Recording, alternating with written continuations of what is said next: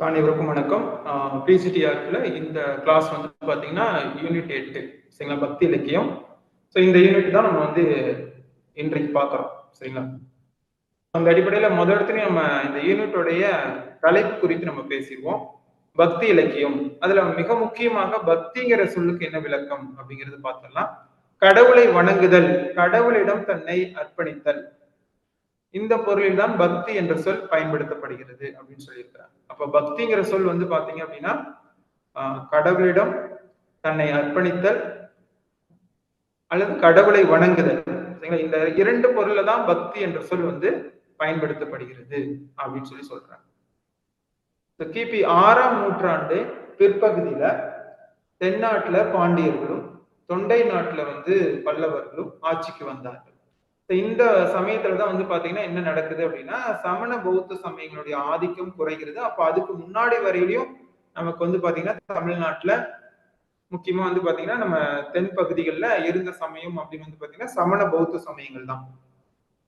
அதற்கு பிறகுதான் வந்து பாத்தீங்கன்னா சைவ வைணவ சமயங்கள் மறுமலர்ச்சி பெறுகிறது. அப்போ வந்து கிபி 6ஆம் நூற்றாண்டுக்கு பிற்பகுதியில தான் சைவ வைணவ சமயங்களுடைய மறுமலர்ச்சி காலம் அப்படின்னு நம்ம சொல்லலாம். ஏன்னா அப்பதான் வந்து சைவ வைணவ சமயங்களுடைய தோற்றம் ஏற்படுகிறது. அப்ப பல்லவர்கள் காலத்தை தான் நம்ம பக்தி இலக்கிய காலம் அப்படின்னு நம்ம சொல்றோம். இது தமிழ் இலக்கிய வரலாற்றுல பக்தி இலக்கிய காலம் அப்படின்னு சொல்லி சொல்லப்படுகிறது. இதை வந்து இன்னொரு விதமா என்ன சொல்லுவாங்க அப்படின்னா இடைக்கால இலக்கியங்கள் அப்படின்னு சொல்லியும் இந்த பக்தி இலக்கிய காலத்தை சொல்லுகிறார்கள். அப்ப இதுல நம்ம கவனிக்கக்கூடியது மிக முக்கியமானது என்ன அப்படின்னா, நமக்கு வினா அடிப்படையில் கேட்கும் போது யாருடைய காலம் பக்தி இலக்கிய காலம் என்று அழைக்கப்படுகிறது அப்படின்னு கேட்டாங்கன்னா கண்டிப்பா பல்லவர்கள் காலம். பல்லவர்களுடைய காலத்தை தான் பக்தி இலக்கிய காலம் அப்படின்னு நம்ம வந்து சொல்றோம் சரிங்களா. இது நம்ம தேர்வு நோக்குல பார்க்கும்போது இந்த ஒரு வினா வந்து அது நமக்கு கேட்க வாய்ப்பு இருக்கும். அதுக்கு அடுத்து வந்து பாத்தீங்க அப்படின்னா சைவ பக்தி இலக்கிய தொகுப்பிற்கு தான் பன்னிரு திருமுறை என்று பெயர். சைவ பக்தி இலக்கிய தொகுப்பிற்கு பன்னிரு திருமுறை என்று சொல்றாங்க. இப்ப சைவ சமயம் அப்படின்னாலே நமக்கு தெரியும், சிவபெருமானை முழுமுதற் கடவுளாக கொண்ட சமயம் தான் சைவ சமயம். இந்த சமயத்தினுடைய அந்த பெருமைகளையும் அதில் இருக்கக்கூடிய அடியார்களுடைய சிறப்புகளையும் சிவபெருமானுடைய பெருமைகளையும் சிறப்புகளையும் இதெல்லாம் ஒட்டுமொத்தமாக நமக்கு வந்து அதை தெரிந்து கொள்ளக்கூடிய மிக அற்புதமான ஒரு நூல் தான் வந்து இந்த பன்னிரு திருமுறை அப்படிங்கிற இந்த நூல். அதுக்கடுத்து வந்து பாத்தீங்கன்னா பல்லவர்களுடைய ஆட்சி காலம் பக்தி இலக்கியத்தினுடைய மறுமலர்ச்சி காலம் அப்படின்னு நம்ம சொல்றோம். ஏன்னா அப்பதான் வந்து நம்ம இந்த சமயங்கள்ல மிக முக்கியமாக சைவமும் வைணமும் அதிக அளவுல வந்து தோற்றம் பெற்று அந்த சமயம் வந்து வளர்ச்சிக்கு மிக முக்கிய காலமாக இந்த பல்லவர்கள் காலம் தான் இருக்கு. பன்னிரு திருமுறைகள்ல மொத்தமா வந்து பாத்தீங்கன்னா 27 புலவர்களால் பாடப்பட்ட பாடல்களின் தொகுப்பு தான் பன்னிரு திருமுறை அப்படின்னு நம்ம சொல்றோம். சரி, இது நீங்க நல்லா ஞாபகத்துல வச்சுங்க.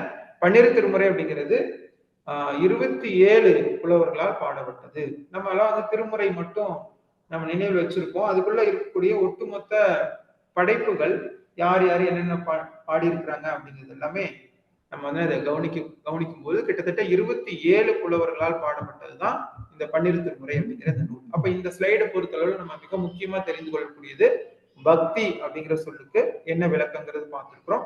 அதுக்கப்புறம் சைவ வைணவ சமயங்கள் எப்ப தமிழகத்துல முக்கியமாக தென் பகுதிகளில் எப்ப மறுமலர்ச்சி பெறுகிறது, அதாவது கிபி 6ஆம் நூற்றாண்டு அப்படிங்கிறது நம்ம நினைவுல நிறுத்துறோம். அதுக்கு அடுத்து வந்து பாத்தீங்க அப்படின்னா எந்த காலம் பக்தி இலக்கிய காலம் அப்படிங்கிறது இந்த இடத்துல நம்ம சொல்லியிருக்கிறோம். அதுக்கப்புறம் சைவ பக்தி இலக்கிய தொகுப்பிற்கு பன்னிரு திருமுறை என்று பெயர். இந்த செய்தி எல்லாமே நம்ம இதுல சொல்லியிருக்கோம். அதோடு மட்டும் இல்லாம 27 புலவர்களால் பாடப்பட்டதுதான் இந்த பன்னிரு திருமுறை அப்படிங்கிற இந்த மிக முக்கியமான ஒரு செய்தியும் நம்ம கடைசியில கொடுத்துருக்கோம் சரிங்களா. இதே மாதிரியே வைணவ சமயத்துல அங்க இருக்கக்கூடிய அந்த நூல்கள் மொத்தம் எத்தனை பேர் வந்து அது பாடியிருக்கிறாங்க அப்படின்னு சொல்லி கேட்பாங்க. இப்ப 4000 திவ்ய பிரபந்தம் இருக்கு அப்படின்னா அதுல எத்தனை புலவர்களால் பாடப்பட்டது, எத்தனை ஆழ்வார்களுடைய பாடல்கள் அதுக்குள்ள வந்து அது அமைந்திருக்கிறது அப்படின்னு நம்ம வந்து ஒட்டுமொத்தமாக நம்ம வந்து அது பார்க்கும்போது அங்க நம்ம கவனிக்கும் போது நம்ம நல்லா தெரியும் 4000 திவ்ய பிரபந்தத்துல வந்து அது வரக்கூடிய நூல்கள்ல கிட்டத்தட்ட அது 4000 திவ்ய பிரபந்தம் அனைத்தையுமே நம்ம சேர்த்தி பார்க்கும்போது கிட்டத்தட்ட 24 பேர்த்தோடைய வந்து பாடல்கள் அதுக்குள்ள உள்ளடங்கியதாக சொல்லுவாங்க சரிங்களா. அந்த அடிப்படையில இங்க நம்ம கவனிக்கக்கூடியது என்ன அப்படின்னா 27 புலவர்களால் பாடப்பட்டதுதான் பன்னிரு திருமுறை அப்படிங்கிற இந்த நூல். இப்ப நம்ம இதுல வந்து கவனிக்கணும், சிவபெருமானை முழுமுதற் கடவுளாக கொண்டு வழிபட்டவர்களுக்கு என்ன பெயர் சொல்லியிருக்காங்கன்னா நாயன்மார்கள் அப்படின்னு சொல்லியிருக்கிறார். அப்ப நாயன்மார்கள் அப்படிங்கிறவங்க யாரு அப்படின்னா சிவபெருமானை முழுமுதற் கடவுளாக கொண்டு வழிபட்ட அந்த அடியவர்கள். அவங்களுதான் என்ன பெயர் அப்படின்னா நாயன்மார்கள் அப்படின்னு சொல்றோம். அதுக்கு அடுத்து வந்து பாத்தீங்கன்னா சைவ பாடல்கள், சைவ சமயத்துல வரக்கூடிய அந்த பாடல்களை என்னன்னு சொல்லுவாங்கன்னா பதிகம் அப்படின்னு சொல்லுவோம். இதுவே வைணவ சமயத்துல பாசுரம் அப்படின்னு சொல்லுவாங்க. நம்ம படிக்கும் போதே நம்ம நிறைய இடங்கள்ல படிச்சிருப்போம். சைவ இலக்கிய பாடல்களை எல்லாம் சொல்லும் பொழுது பதிகம் பதிகம் என்றே சொல்லுவார்கள். வைணவ சமயத்துல பாடல்களை பாசுரங்கள் என்று சொல்லுவார்கள். இது ரெண்டும் இதுக்குள்ள வித்தியாசங்கள். அதுக்கு அடுத்து வந்து பாத்தீங்கன்னா பன்னிரு திருமுறைகள்ல முதல் 11 திருமுறைகளை தொகுத்தவர் யார் அப்படின்னு சொல்லி ஒரு வந்து வினா வருது அப்படின்னா கண்டிப்பா யார் அப்படின்னா நம்பியாண்டார் நம்பி. இது மிக முக்கியமான ஒரு பகுதி. தேர்வு நோக்குல இப்படி ஒரு வினா கேட்கலாம். கண்டிப்பாக பன்னிரு திருமுறைகள்ல முதல் 11 திருமுறைகளை தொகுத்தவர் யார் அப்படின்னு கேட்டாங்கன்னா நம்பியாண்டார் நம்பி. அப்ப 12ஆம் திருமுறை வந்து பாத்தீங்கன்னா பின்னாடிதான் வந்து அது கொண்டு வரப்படுகிறது. சரிங்களா? இப்ப நமக்கு கிடைக்கக்கூடிய பன்னிரு திருமுறைகள்ல நம்ம வந்து 12 நூல்களையுமே நம்ம பார்க்க முடியும். அதாவது 12 திருமுறைகளையுமே நம்ம கவனிக்க முடியும். ஆனா அதுக்கு முன்னாடி இது எல்லாத்தையும் தொகுத்தது யாரு? 11 திருமுறைகளை தொகுத்தது யாரு அப்படின்னா நம்பியாண்டார் நம்பி. சேக்கிழார் பெருமான் என்ன பண்றாருன்னா பெரிய புராணம் எழுதுறாரு. அது 12ஆம் திருமுறையாக பின்னாடிதான் என்ன பண்றாங்கன்னா அதை சேர்க்கிறாங்க. அப்ப 12 திருமுறைகளை தொகுத்தவர் யார் அப்படின்னா ராஜராஜ சோழன். இது மிக முக்கியமான ஒரு பகுதி. சரிங்களா? ராஜராஜ சோழன் தான் 12 திருமுறைகளை வந்து தொகுத்தவர். திருஞான சம்பந்தர், திருநாவுக்கரசர், சுந்தரர், மாணிக்கவாசகர். சரிங்களா? இவங்க 4 பேருமே சைவ சமய குரவர்கள். இது நீங்க நல்லா நினைவுல வச்சுக்கணும். அதாவது திருஞான சம்பந்தர், திருநாவுக்கரசர், சுந்தரர், மாணிக்கவாசகர். இவங்க 4 பேரும் சைவ சமய குரவர்கள். சைவ சமய குரவர்கள் நம்ம எல்லாம் அறிந்த செய்திதான். அது மிக முக்கியமாக நம்ம வந்து இதுக்கு முன்னாடி உள்ள தேர்வுகள்ல பல இடங்கள்ல கேட்டிருக்கிறாங்க. சரிங்களா? முதல் மூவர் பாடிய தொகுப்பு தேவாரம் அப்படின்னு சொல்றோம். இதுல முதல் மூவர் யாருன்னா நமக்கு எல்லாம் அறிந்த செய்திதான். திருஞான சம்பந்தர், திருநாவுக்கரசர், அதுக்கப்புறமேட்டுக்கு சுந்தரர். சரிங்களா? இவங்க எல்லாம் 3 பேரும் சேர்ந்து பாடியதுதான் நம்ம தேவாரம் அப்படின்னு சொல்றோம். சரிங்களா? இதை நம்ம நல்லா நினைவுல நிறுத்தக்கூடிய ஒரு பகுதி. சரிங்களா? முதல் மூவர் திருஞான சம்பந்தர், திருநாவுக்கரசர், சுந்தரர். அதுக்கு அடுத்து நம்ம வந்து பார்க்கக்கூடியது என்ன அப்படின்னா 12 திருமுறைகள்ல அந்த முதல் 9 திருமுறைகள் இருக்கு. சரிங்களா? இந்த முதல் 9 திருமுறைகளை இசைப்பாக்கள் அப்படின்னு சொல்லுவாங்க. இது தேர்வுல நம்ம வந்து கவனித்து படிக்கக்கூடிய ஒரு பகுதி. அதாவது 12 திருமுறைகள்ல முதல் 9 திருமுறைகளை இசைப்பாக்கள் அப்படின்னு சொல்றாங்க. இறுதியாக வரக்கூடிய 3 திருமுறைகளை இயற்பாக்கள் அப்படின்னு சொல்றாங்க. ஏன்னா அந்த அளவுக்கு வந்து நம்ம தேவார பகுதி நமக்கு எல்லாம் தெரியும், திருவாசகம் தெரியும். இப்ப இந்த இதுல வரக்கூடிய அதுக்கு அடுத்து வரக்கூடிய வந்து 9ஆம் திருமுறையாக இருக்கட்டும் சரி, இது எல்லாமே இசை பாடல்கள். அதனாலதான் அந்த பகுதிகளை என்ன சொல்றாங்கன்னா முதல் 9 திருமுறைகளை இசைப்பாக்கள் அப்படின்னு சொல்றாங்க. இறுதியாக வரக்கூடிய அந்த 3 திருமுறைகளை இயற்பாக்கள் அப்படின்னு சொல்றாங்க. அதுக்கு அடுத்து வந்து பாத்தீங்கன்னா தமிழ் மொழியை பக்தி மொழி அப்படின்னு சொல்லியும் இரக்கத்தின் மொழி அப்படின்னு சொல்லியும் வந்து மிகவும் பெரிதாக வந்து நம்ம தமிழ் மொழியை கூறியவர் யார் அப்படின்னா தனிநாயக அடிகள். தமிழ் மொழியை பக்தி மொழி, இரக்கத்தின் மொழி எனில் அது மிகவும் பெரிதாக வந்து அது பொருந்தும் அப்படின்னு சொன்னது யார் அப்படின்னா தனிநாயக அடிகள். சோ இதை நம்ம நல்லா நினைவில் வைத்துக் கொள்ளக்கூடிய ஒரு பகுதி. தமிழ் மொழி பக்தியின் மொழி அப்படின்னு சொல்லி அசால்ட்டா நமக்கு வந்து அது வினாக்கள் கேட்பாங்க. அதுக்கு அடுத்து வந்து பாத்தீங்கன்னா சமய மறுமலர்ச்சி காலம் அப்படின்னா அது பல்லவர்களுடைய காலம் தான். சமய மறுமலர்ச்சி காலம் அப்படிங்கிறது அது பல்லவர்களுடைய காலம்.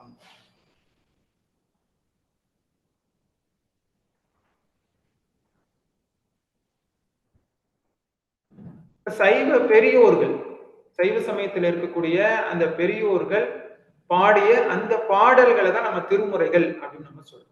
சரிங்களா? மொத்தமாக 12 திருமுறைகள் இருக்கிறது.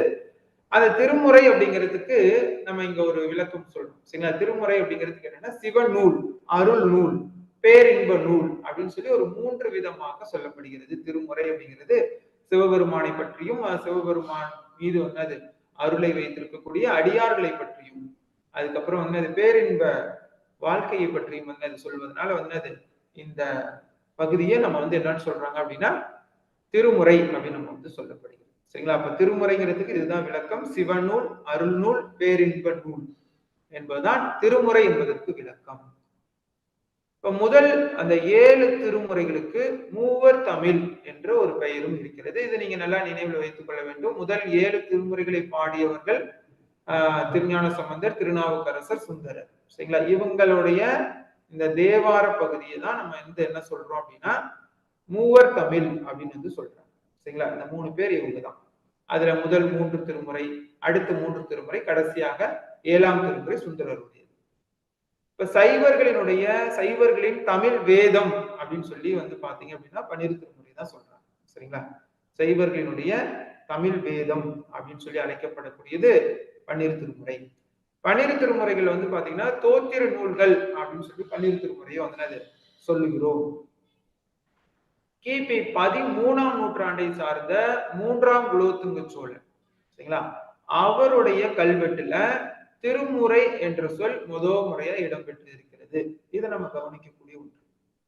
கிபி 13ஆம் நூற்றாண்டை சார்ந்த 3ஆம் குலோத்துங்க சோழன், சரிங்களா, அவருடைய கல்வெட்டுல வந்து பாத்தீங்க அப்படின்னா நமக்கு வந்து இந்த செய்தியை வந்து அது கொடுத்திருக்கிறாங்க. திருமுறைங்கிற சொல் அங்கதான் நமக்கு வந்து அது முதல் முறையா இடம்பெறுகிறது அப்படிங்கிறத நம்ம கவனிக்கக்கூடிய ஒன்று. இதுக்கு முன்னாடி வரையில் நம்ம என்ன பார்த்திருக்கிறோம் அப்படிங்கிறது உங்களுக்கு ஒரு தடவை வந்து நம்ம நினைவுபடுத்திடுறேன். ஏன்னா நம்ம வந்து ஒரு ஒவ்வொரு ஸ்லைட்லயும் மிக முக்கியமான பகுதிகளை நம்ம சொல்றோம். சரிங்களா? அந்த அடிப்படையில வந்து இந்த இடத்துல நம்ம கவனிக்கக்கூடியது என்ன அப்படின்னா திருமுறை அப்படிங்கிறதுக்கு ஒரு விளக்கம் கொடுத்துருக்கிறோம். அதுக்கு அடுத்து வந்து பாத்தீங்க அப்படின்னா முதல் 7 திருமுறைகள், சரிங்களா, அதுக்கு என்ன பெயர் வழங்கப்படுகிறது அப்படிங்கிறது சொல்லியிருக்கிறோம். அப்புறம் சைவர்களுடைய தமிழ் வேதமாக எதை சொல்றாங்க அப்படிங்கறத நம்ம இங்க கவனிச்சிருக்கோம். சரிங்களா? கவனித்து சொல்லியிருக்கிறோம். அதுக்கப்புறம் திருமுறைங்கிற சொல் கல்வெட்டுல எப்ப சொல்லப்பட்டிருக்கிறது அப்படிங்கிற செய்தியும் நம்ம இங்க வந்து கொடுத்திருக்கோம். கல்வெட்டுல வந்து பாத்தீங்க அப்படின்னா 13ஆம் நூற்றாண்டை சார்ந்த 3ஆம் குலோத்துங்க சோழனுடைய கல்வெட்டுல தான் அந்த முதல் முறையா வந்து பாத்தீங்க அப்படின்னா இந்த திருமுறை அப்படிங்கிற சொல் இடம்பெறுகிறது.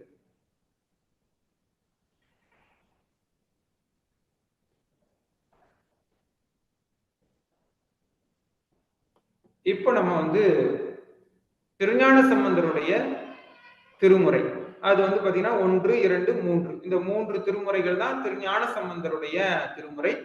சைவ சமயத்துல மிக பெரும் வந்து ஆளுமை யார் அப்படின்னா திருஞான சம்பந்தர் தான். சரிங்களா? அவரை வந்து நம்ம வந்து விட்டுட்டு நம்ம வந்து சைவ சமயத்தை சொல்லவே முடியாது. அந்த அளவுக்கு வந்து பாத்தீங்க அப்படின்னா திருஞான சம்பந்தர் சைவ சமயத்தின் மிக பெரும் ஆளுமை அப்படின்னு நம்ம சொல்லலாம். அந்த அடிப்படையில வந்து பாத்தீங்கன்னா நம்மளுக்கு வந்து இதுல முதல் இடத்துல நம்மளுக்கு வந்து திருஞான சம்பந்தரை பத்தி நம்ம பார்த்துருவோம். அதுல அவருடைய இயற்பெயர் ஆளுடைய பிள்ளை. இதே மாதிரியே எல்லா இடத்துக்கும் வந்து பாத்தீங்க அப்படின்னா ஒவ்வொருத்தருடைய இயற்பெயர் இருக்கு. அந்த அடிப்படையிலையும் வினாக்கள் கேட்பாங்க. அதனால நம்ம அந்த அவங்களுடைய இயற்பெயரை நம்ம நினைவுல வந்து நிறுத்த வேண்டும். அவருடைய இயற்பெயர் ஆளுடைய பிள்ளை. பெற்றோர் வந்து பாத்தீங்கன்னா சிவபாத இருதய பகவதி அம்மையார். சிவபாத இருதயர் பகவதி அம்மையார். நாடு வந்து பாத்தீங்கன்னா சோழ நாடு. ஊர் வந்து பாத்தீங்கன்னா சோழ நாட்டுல சீர்காழிங்கிற பகுதி தான் அவருடைய ஊர். அடுத்து வந்து பாத்தீங்கன்னா இந்த சீர்காழிக்கு வேறு பெயர்கள்லாம் இருக்கிறது. சரிங்களா? அது என்னென்னங்கிறத நம்ம கொடுத்திருக்கிறோம். தோணிபுரம், பிரம்மபுரம், வேணுபுரம், இதெல்லாம் சீர்காழிக்கு வழங்கக்கூடிய வேறு பெயர்கள். இது ஒரு முறை தேர்வுலையும் கேட்டு இருக்கிறாங்க. சரிங்களா? சீர்காழிக்கான வேறு பெயர் அப்படிங்கிறது தோணிபுரம் அப்படிங்கிற ஒரு பகுதி. ஒரு வினா வந்து ஏற்கனவே கேட்கப்பட்ட ஒரு வினா. அதனால வந்து அது இதெல்லாம் நம்ம கொஞ்சம் நல்லா நினைவுல நிறுத்தக்கூடிய பகுதி. சரிங்களா? அப்போ இந்த பகுதியை பொறுத்தளவுல அவருடைய இயற்பெயர், பெற்றோர் பெயர், ஊர், நாடு சோழ நாடு, இதெல்லாம் நம்ம நினைவுல நிறுத்தணும். அதுக்கு அடுத்து வந்து பாத்தீங்க அப்படின்னா ஆளுடைய பிள்ளை, அவருடைய 3வது வயது, அவர் வந்து 3 வயதாக இருக்கும்போது, நீங்க நல்லா நினைவில் வச்சுக்கீங்க, அவர் 3 வயதாக இருக்கும்போது சிவபாத இருதயர் கோவில் குளக்கரையில அவர் விட்டுட்டு அவர் என்ன பண்றாருன்னா பக்கத்துல இருந்து அந்த குளத்துல மூழ்கி வந்து அதை குளிக்கிறார். அப்ப குளிக்கக்கூடிய அந்த சமயத்துல அவர் மூழ்கும் பொழுது, நீரில் மூழ்கும் பொழுது தந்தையை காணவில்லையே என்ற வந்து அந்த நிலையும், அதே சமயத்துல வந்து அது பசியும் அந்த குழந்தைக்கு ஏற்படுகிறது. இந்த சமயத்துல வந்து அந்த குழந்தை அழுகிறது. அந்த சமயத்துல வந்து அம்மையப்பர் காட்சி கொடுத்து பாலோடு ஞானத்தையும் கொடுத்ததாக ஒரு செய்தி சொல்லப்படுகிறது. சரிங்களா? அதனாலதான் வந்து அது உமையம்மையினுடைய ஞானப்பால் உண்டதால் ஞான சம்பந்தன் என்ற பெயர் ஆளுடைய பிள்ளைக்கு வந்தது. சரிங்களா? அப்போ ஞானம் பால் உண்டதால் ஞான சம்பந்தன் என்ற பெயர் அவருக்கு இப்படிதான் வந்தது. சரிங்களா? இதை நீங்க நல்லா நினைவுல நிறுத்தணும். அப்ப இவருக்கு இந்த ஞான சம்பந்தன் அப்படிங்கிற பெயர் இப்படிதான் வந்தது, கொடுக்கப்பட்டது. சரிங்களா? அதுக்கு அடுத்தது தோடுடைய செவியன் என்பது இவருடைய முதல் பாடல். இந்த பாடல் என்ன நடக்கும் அப்படின்னா, தந்தையார் குளித்து முடித்த பிறகு மேலே வந்த பிறகு அவர் கேட்பார். அவருடைய தன்னுடைய குழந்தையிடம் கேட்கும் பொழுது அழுகாச்சலம் நின்று அந்த குழந்தை பசியாறி இருக்கும் பொழுது, அந்த சமயத்துல கேட்கும் பொழுது அப்ப என்னது ஆளுடைய பிள்ளை இறைவன் தான் தனக்கு காட்சி கொடுத்து தன்னுடைய பசியை நீக்கினார் அப்படிங்கிற செய்தி அங்க சொல்லப்பட்டிருக்கும். அந்த சமயத்துல அவர் பாடியதுதான் இந்த தோடுடைய செவியன் என்ற பாடல். தோடுடைய செவியன் அப்படிங்கிறதா அவருடைய முதல் பாடல்.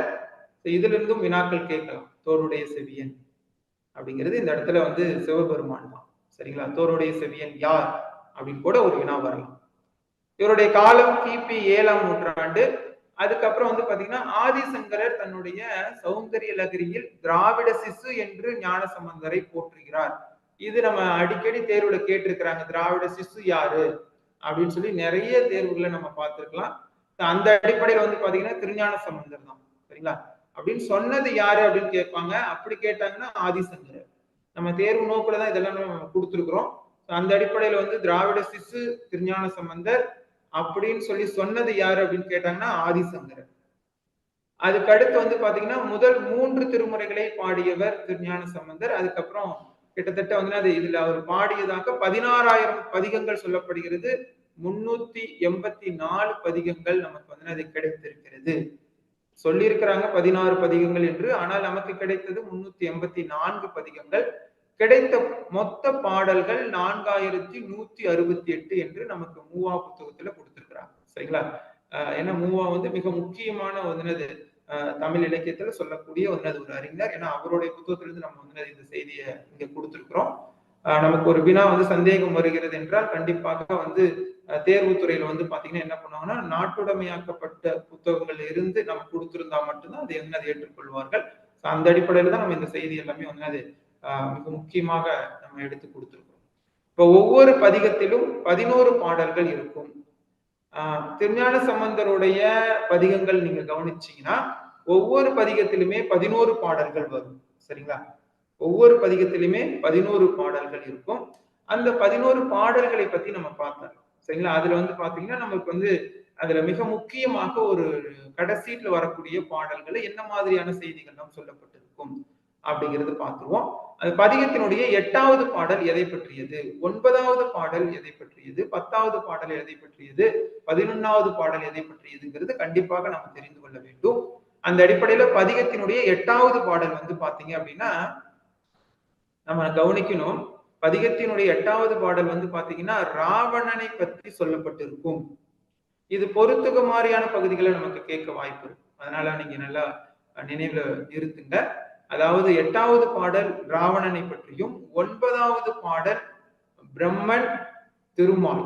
சரிங்களா? இவங்க 2 பேரும் சிவபெருமானுடைய அந்த அடிமுடியை தேடியது குறித்து இந்த 9வது பாடல் பாடப்பட்டிருக்கும். நீங்க எல்லா பதிகத்திலையும் நீங்க இந்த பகுதியை பார்க்க முடியும். சரிங்களா?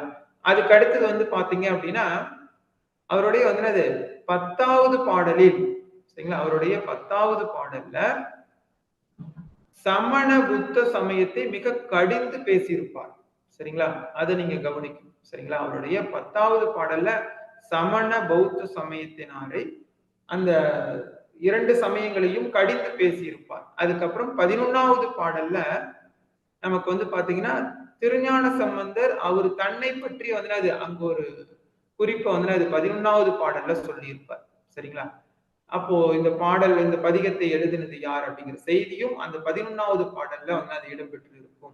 இதுதான் திருஞான சம்பந்தருடைய பாடல்களை நம்ம கவனிக்கக்கூடிய மிக முக்கியமான பகுதி. சரிங்களா?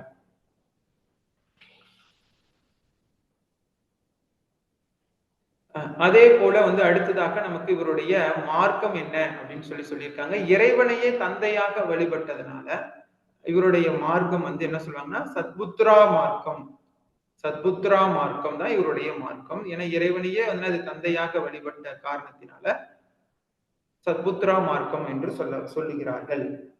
அதுக்கு அடுத்து வந்து பாத்தீங்கன்னா 1, 2, 3 இந்த 3 திருமுறைகளையும் தேவாரம், யாருடைய தேவாரம் அப்படின்னா திருஞான சம்பந்தர் தேவாரம் அப்படின்னு சொல்லி நம்ம வந்து அதை சொல்லுகிறோம். அதுக்கப்புறம் 23 பண்களில் வந்து அதை பாடி இருக்கிறார். சரிங்களா? பண் அப்படின்னா அந்த இடத்துல இசை.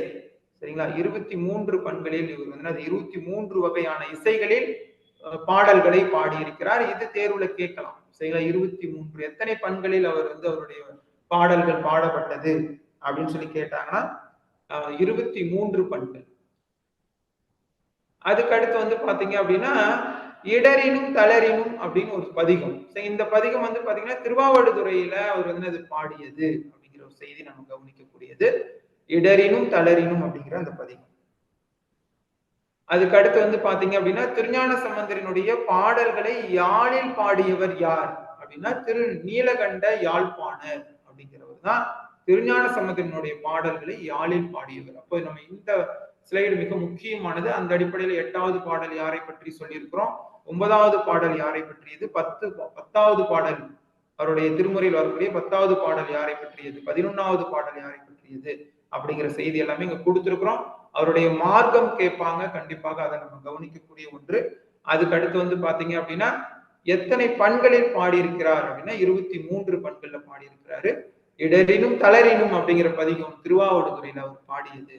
திருஞான சம்பந்தருடைய பாடல்களை யாழில் பாடியவர் திரு நீலகண்ட யாழ்ப்பாணர். சரிங்களா? இந்த செய்தி நம்ம கவனிக்கக்கூடிய ஒன்று. அதுக்கு அடுத்து வந்து பாத்தீங்கன்னா கல்வெட்டின் மூலம் கிடைத்தது. அவருடைய பதிகம் ஒன்று கல்வெட்டின் மூலமாக கிடைத்திருக்கிறது. அது திருவிடைவாய் பதிகம் அப்படிங்கிறத நம்ம வந்து அதை கவனிக்கக்கூடியது. அதுக்கு அடுத்தது கூன் பாண்டியன். கூன் பாண்டியனுடைய ஏற்பட்ட கூன் பாண்டியனுக்கு ஏற்பட்ட அந்த வெப்பு நோய், சரிங்களா? வெப்பு நோயை நீக்கியவர். கூன் பாண்டியனை நின்ற சீர் நெடுமாறனாக மாற்றியவர். கூன் பாண்டியன் முதல்ல எந்த சமயத்தை சேர்ந்தவராக இருந்தார் அப்படின்னா சமண சமயத்தை சேர்ந்தவராக இருந்தார். இந்த திருஞான சம்பந்தர் நல்லா நினைவுல வைத்துக் கொள்ளுங்கள். திருஞான சம்பந்தராக இருக்கட்டும், திருநாவுக்கரசராக இருக்கட்டும், இவங்க எல்லாமே மன்னரை வந்து முதல்ல வந்து என்ன பண்ணாங்க அப்படின்னா மாற்றினார்கள். இது நம்ம கொஞ்சம் நல்லா ஆழ்ந்து பார்க்கணும். மன்னர் என்ன பண்றாங்கன்னா சமயத்திலிருந்து ஒரு சமயத்திலிருந்து இன்னொரு சமயத்துக்கு மாற்றினார்கள். அப்படி மாற்றும் பொழுது என்ன நடக்கும் அப்படின்னா அந்த மன்னர் ஆட்சி செய்யக்கூடிய மற்ற பகுதிகளில் வாழக்கூடிய எல்லாருமே சமயங்கள் மாறுவார்கள் என்ற ஒரு நோக்கில் தான் வந்து என்ன பண்றாரு அப்படின்னா இந்த அதிசயங்கள்லாம் அவர் நிகழ்த்துறார். அந்த அடிப்படையில கூன் பாண்டியனுக்கு ஏற்பட்ட அந்த வெப்பு நோயை நீக்கினார். கூன் பாண்டியனை நின்ற சீர் நெடுமாறனாக மாற்றியவர் யார் அப்படின்னா திரு ஞான சம்பந்தர். கூன் பாண்டியன் ஆரம்பத்துல சமண சமயத்தை சேர்ந்த ஒரு மன்னனாக தான் இருப்பான். சரிங்களா? அதற்கு பிறகு அவரை சைவ சமயத்திற்கு மாற்றியவர் யார் அப்படின்னு ஒரு வினா கேட்டாலும் அது வந்து திருஞான சம்பந்தர் தான். அதுக்கப்புறம் மாதர் மடைப்பிடி பதிகத்திற்கு திரு நீலகண்டரால் யாழ் வாசிக்கவே முடியவில்லை. மாதர் மடைப்பிடி பதிகம் அப்படிங்கிறது திரு ஞான சம்பந்தருடைய பதிகம். அந்த பதிகத்திற்கு திருநீலகண்டரால் யாழ் வாசிக்க முடியவில்லை. அந்த அளவுக்கு அந்த பதிகம் பாடப்பட்டிருக்கும். அதுக்கப்புறம் அவருடைய அதிசயங்கள் அடுத்து நம்ம கொடுத்திருக்கிறோம். அவர் செய்த அற்புதங்கள், காவிரியில் ஓடம் தானாகவே இயங்க செய்தார். திருக்கோலாக்காவில் பொற்றாளத்தை பெறுகிறார். திருவாயில் அறத்துறையில் முத்துச்சிவிகையை பெறுகிறார். இதெல்லாம் உங்களுக்கு பொறுத்துக பகுதியில கண்டிப்பாக கேள்வியாக இடம்பெறும். பொற்றாளம், முத்துச்சிவிகை இதெல்லாம் எங்கெங்கு பெற்றார் அப்படின்னு சொல்லி கேள்வி கண்டிப்பாக கேட்பாங்க. பட்டீஸ்வரத்தில் முத்து பந்தலை பெறுகிறார். திருவாவடுதுறையில பொற்கிளி பெறுகிறார். திலிவீதி மலையில் வந்து படிகாசு பெறுகிறார். சரி, இதெல்லாம் நம்ம கவனிக்கக்கூடிய ஒன்று. சரிங்களா? அதே போல நம்ம திருஞான சம்பந்தருடைய இந்த அற்புதங்கள்ல அவரு கதவு வந்து அது மூடுவதற்காக ஒரு பதிகத்தை பாடியிருப்பார். சரிங்களா? அது திருமறைக்காட்டுல நிகழ்ந்திருக்கும். திருமறைக்காடுங்கிறது வேதாரண்யம். இதெல்லாம் வந்து அவருடைய அற்புதங்கள். சரிங்களா? அதுக்கு அடுத்து வந்து பாத்தீங்க அப்படின்னா வைகை ஆற்றுல ஞான சம்பந்தர் இட்ட அந்த ஏடு கரை ஏறிய இடம் அப்படின்னு சொல்லி ஒரு இடம் இருக்கிறது. அது திரு ஏடகம் அப்படின்னு சொல்லி அழைக்கப்படுகிறது. இது மதுரையில இருக்கக்கூடிய ஒரு இடம். அடுத்து வந்து பாத்தீங்கன்னா ஆண் பனையை பெண் பனையாக மாற்றிய இடம் திருவோத்தூர் அப்படிங்கிற ஒரு இடம். சிவநேச செல்வருடைய மகளான பூம்பாவைக்கு உயிர் கொடுத்த ஒரு இடம் இருக்கிறது, அது திருமயிலை. இதெல்லாம் அவருடைய அற்புதங்கள். நீங்க திருஞான சம்பந்தருடைய அந்த அவருடைய புராணத்தை நம்ம படிக்கும் பொழுது இதெல்லாம் நம்ம வந்து தெரிந்து கொள்ளலாம். 63 நாயன்மார்களுடைய புராணங்கள் இருக்கிறது. நீங்க பெரிய புராணத்தை படிக்கும் போது இவங்களுடைய அற்புதங்கள் எல்லாம் மிக தெளிவாகவே உங்களுக்கு வந்து விளங்கும். அதுக்கு அடுத்து வந்து பாத்தீங்கன்னா திருஞான சம்பந்தர். திருஞான சம்பந்தரும் திருநாவுக்கரசரும் முதல்ல சந்தித்த இடம், இது தேர்வுல பல இடங்களை கேட்டாங்க, திருப்புகலூர். எனக்கு தெரிந்து 2-3 தேர்வுகள்ல திருஞான சம்பந்தரும் திருநாவுக்கரசரும் முதலில் சந்தித்த இடம் எது அப்படின்னு சொல்லி கேட்டிருக்கிறாங்க. திருப்புகலூர். நினைவுல நல்லா நிறுத்திக் கொள்ளுங்கள். மதுரையில சமணரை புனல்வாதத்திலும் அனல்வாதத்திலும் வென்று பாண்டியனை சைவராக்கியவர். இந்த அனல்வாதம் புனல்வாதம் செய்தவர் யார் அப்படின்னா திருஞான சம்பந்தர் தான். சரிங்களா? மதுரையில அதை நிகழ்த்துறார். அப்போ இந்த அனல்வாதத்திலையும் புனல்வாதத்திலையும் வென்று பாண்டியனை வந்து அதை சைவராக மாற்றியவர் யார் அப்படின்னு சொல்லி கேட்டாங்கன்னா திருஞான சம்பந்தர். அடுத்தது இவருடைய நெறி கேட்பாங்க, கிரியை நெறி, மகன்மை நெறி. சரிங்களா? இதை நீங்க நினைவுல கொள்ளுங்கள். நாளும் இன்னிசையால் தமிழ் பரப்பும் ஞான சம்பந்தன். நாளும் அப்படின்னு வரணும். நாளும் இன்னிசையால் தமிழ் பரப்பும் ஞான சம்பந்தன் என இவரை பாராட்டியவர் யார் அப்படின்னு கேட்டீங்கன்னா சுந்தரர்.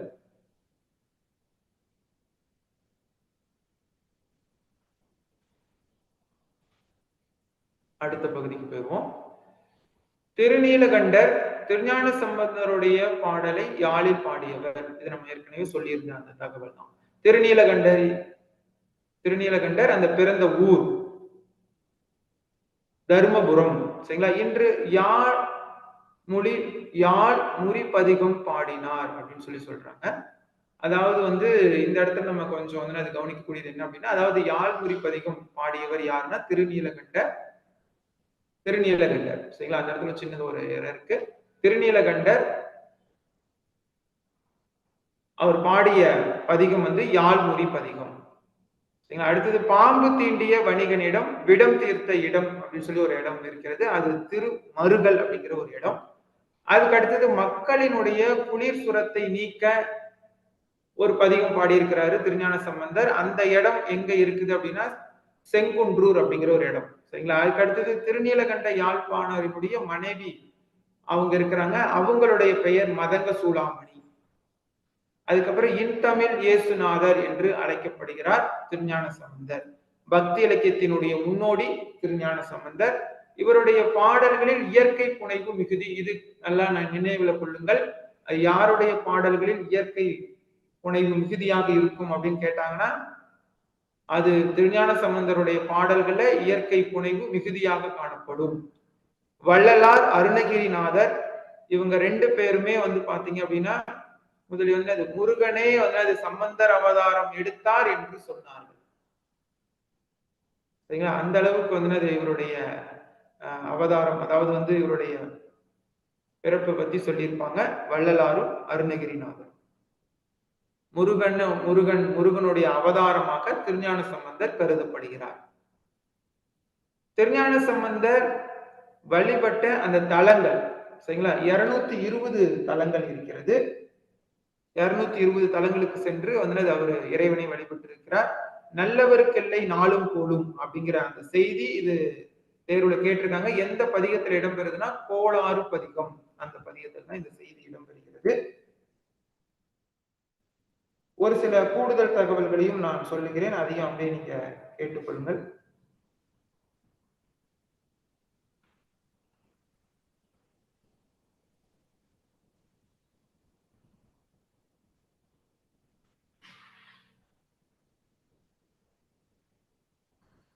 உமையம்மையிடம் பால் குடித்த போது வந்து பாடியதுதான் வந்து தோளுடைய செவியன் அப்படிங்கிற அந்த முதல் பாடல்.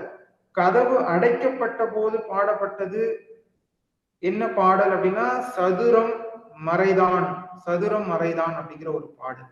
அடுத்தது மன்னனுடைய நோய் தீர்க்க பாடியது மந்திரமாவது நீர். அந்த வெப்பு நோயை தீர்க்க அவர் பாடியதுதான் மந்திரமாவது நீரு அப்படிங்கிற பாடல். அடுத்தது புனர்வாதத்தின் போது அவர் பாடியது வாழ்க அந்தனர் வானவர் ஆணினம் அப்படிங்கிற பாடல். எதுக்காக இந்த பாடல் வரிகள் நம்ம சொல்றோம் அப்படின்னா, இந்த பாடல் வரிகள் நம்ம கீழே கொஞ்சம் கொடுத்திருப்பேன். இந்த பாடல் வரிகள்லாம் வந்து பாத்தீங்கன்னா நம்ம தேர்வுல வந்து அது கேட்கிறாங்க. சரிங்களா? அதுக்காக தான். வாழ்க அந்தனர் வானவர் ஆணினம் அப்படிங்கிற பாடல் புனர்வாதத்தின் போது அது பாடப்பட்டது.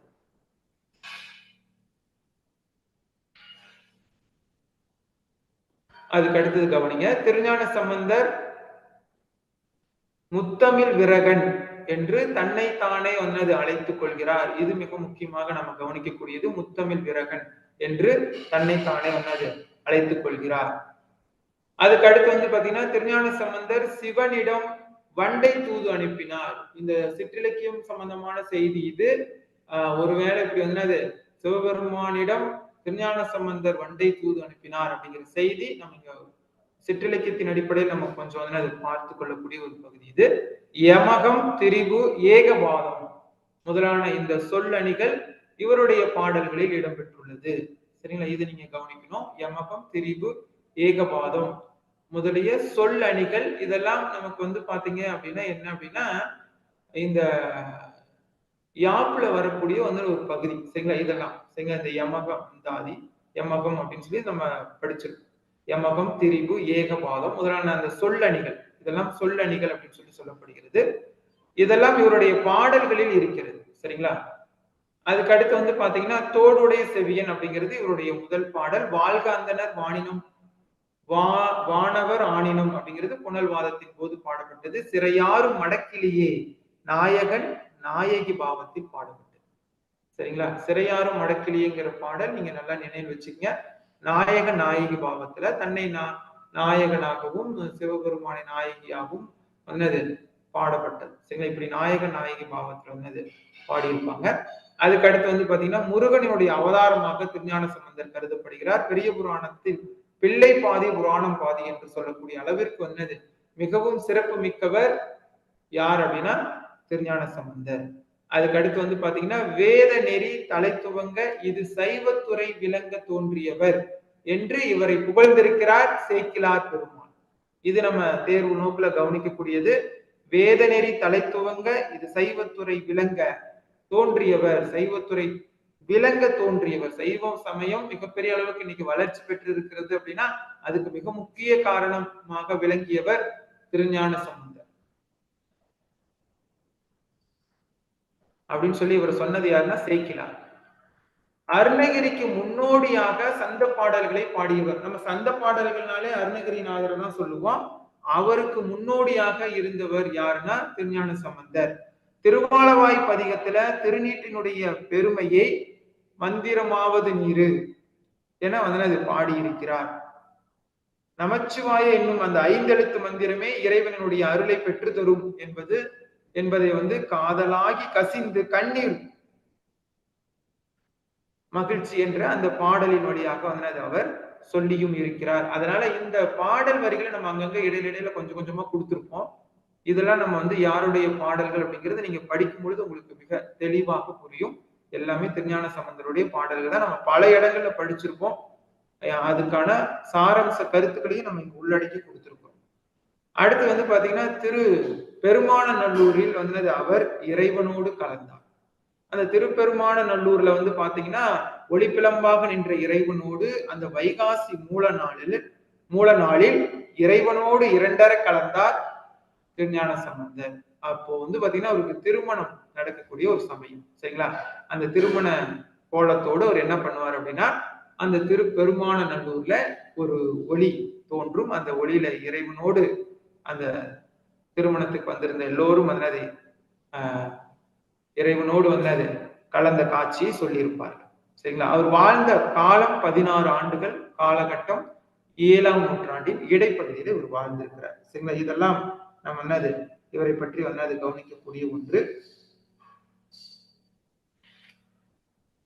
அடுத்தது வந்து பாத்தீங்கன்னா இவருக்கு வந்து சிறப்பு பெயர்கள் இருக்கிறது. சரிங்களா? அந்த சிறப்பு பெயர்களை நான் வந்து உங்களுக்கு சொல்லியிருந்தேன். சரிங்களா? திருநாவுக்கரசரை பத்தி பார்க்கறதுக்கு முன்னாடி அவருடைய சிறப்பு பெயர்கள் பார்த்துருவோம். சிறப்பு பெயர்கள் வந்து பாத்தீங்கன்னா அவருக்கு காளிவள்ளல் என்று ஒரு பெயர் இருக்கிறது. காளிவள்ளல். அடுத்து வந்து பாத்தீங்கன்னா தோணிப்புற தோன்றல் அப்படின்னு ஒரு பெயர் இருக்கிறது. அதுக்கப்புறம் இன்தமிழ் இயேசுநாதர், ஆளுடைய பிள்ளை, கவுனியர் என்று ஒரு பெயர் இருக்கிறது. குழந்தை ஞானி என்று ஒரு பெயர் இருக்கிறது. பரசமய கோளரி என்று ஒரு பெயர் இருக்கிறது. சைவ சிகாமணி என்று ஒரு பெயர் இருக்கிறது. சரிங்களா? இதெல்லாம் திருஞான சம்பந்தருக்கு இருக்கக்கூடிய வேறு பெயர்கள். சரிங்களா? அதுக்கு அடுத்தது முத்தமிழ் விரகன், ஞான திருவுரு என்று ஒரு பெயர் இருக்கிறது. நான்மறையின் தனித்துணை அப்படின்னு சொல்லி ஒரு பெயர் அவருக்கு இருக்கிறது. இதெல்லாம் இவருக்கு சிறப்பு பெயர்கள்.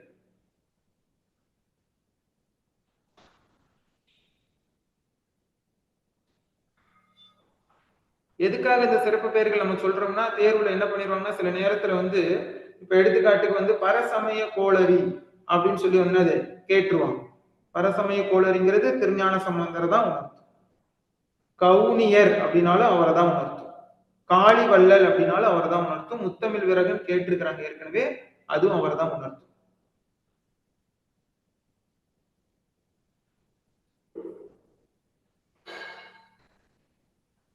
பெரிய புராணத்துல இவருடைய வரலாறு மிகுதியாக சொல்லப்பட்டிருக்கிறதுனால பிள்ளை பாதி புராணம் பாதி என்று சொல்லுகிறார். சரிங்களா? இதெல்லாம் நீங்க நினைவு கொள்ளுங்கள். 7 கோள்களை பற்றி அவர் பாடியதுதான் நல்லவருக்கு நாளும் கோளும் இல்லை அப்படிங்கிற அந்த பாடல். சரிங்களா? நல்லவருக்கு நாளும் கோளும் இல்லை அப்படிங்கிறது 7 கோள்களை பற்றி அவர் பாடியது. அந்த சமயம் வந்து என்ன நடக்கும் அப்படின்னா திருஞான சம்பந்தரும் திருநாவுக்கரசரும் சந்தித்துக் கொள்ளக்கூடிய ஒரு நிகழ்வு அது.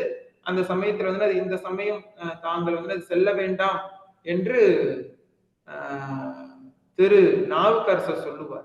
அந்த சமயத்தில் வந்து அது திருஞான சம்பந்தர் சொல்லுவார், நல்லவருக்கு இல்லை நாளும் கோளும் என்று சொல்லிவிட்டு அந்த இடத்துல இருந்து அவர் செல்லுவார். சரிங்களா? இப்படி வந்து அது பட்ட அந்த சமயத்துல வந்து அது பாடப்பட்டதுதான் அந்த நல்லவருக்கு நாளும் கோளும் இல்லை அப்படிங்கிற பாடல். இது 7 கோள்களை பற்றியது. மந்திரமாவது நீருங்கிறது மன்னனுடைய நோய் தீர்க்க பாடியது. புனர்வாதத்தின் போது அவர் வந்து அது பாடியது வாழ்க அந்தனர் வானவர் ஆணினம் அப்படிங்கிறது. எதுக்காக நான் பாடல் வரிகளுக்கெல்லாம் முக்கியத்துவம் கொடுக்கிறேன் அப்படின்னா தேர்வுல நிறைய இடங்கள்ல பாடல் வரிகள் தான் கேட்கிறேன். சரிங்களா? அதனால பாடல் வரிகளுக்கு நம்ம வந்து அதீத முக்கியத்துவம் நம்ம கொடுக்கணும். கதவு அடைக்கப்பட்ட போது பாடப்பட்டது சதுரம் மறைத்தான் என்ற ஒரு பாடல். சரிங்களா? சரி, இதெல்லாம் நம்ம வந்து திருஞான சம்பந்தரை பற்றி பார்த்த தகவல்கள். அதுக்கு அடுத்ததாக நம்ம பார்க்கக்கூடியது திருநாவுக்கரசர்.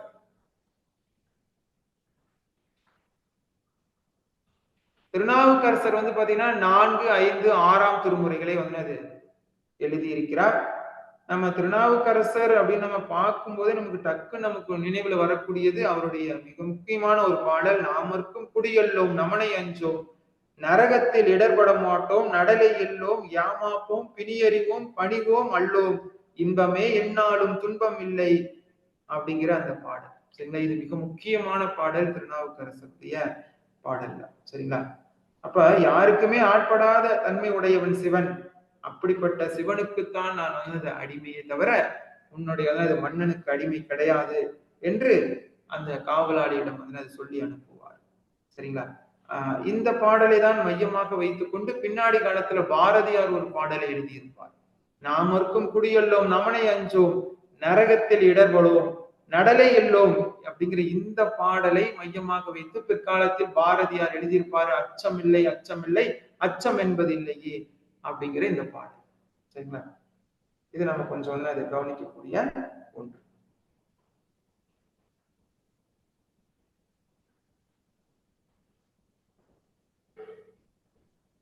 அடுத்தது நம்ம இவருடைய நாடு வந்து பாத்தீங்கன்னா திருமுனைப்பாடி நாடு நாட்டை சேர்ந்தவர். திருவாமூரில் வந்து அது பிறந்தவர். வேளாண்குடியில பிறந்தார்.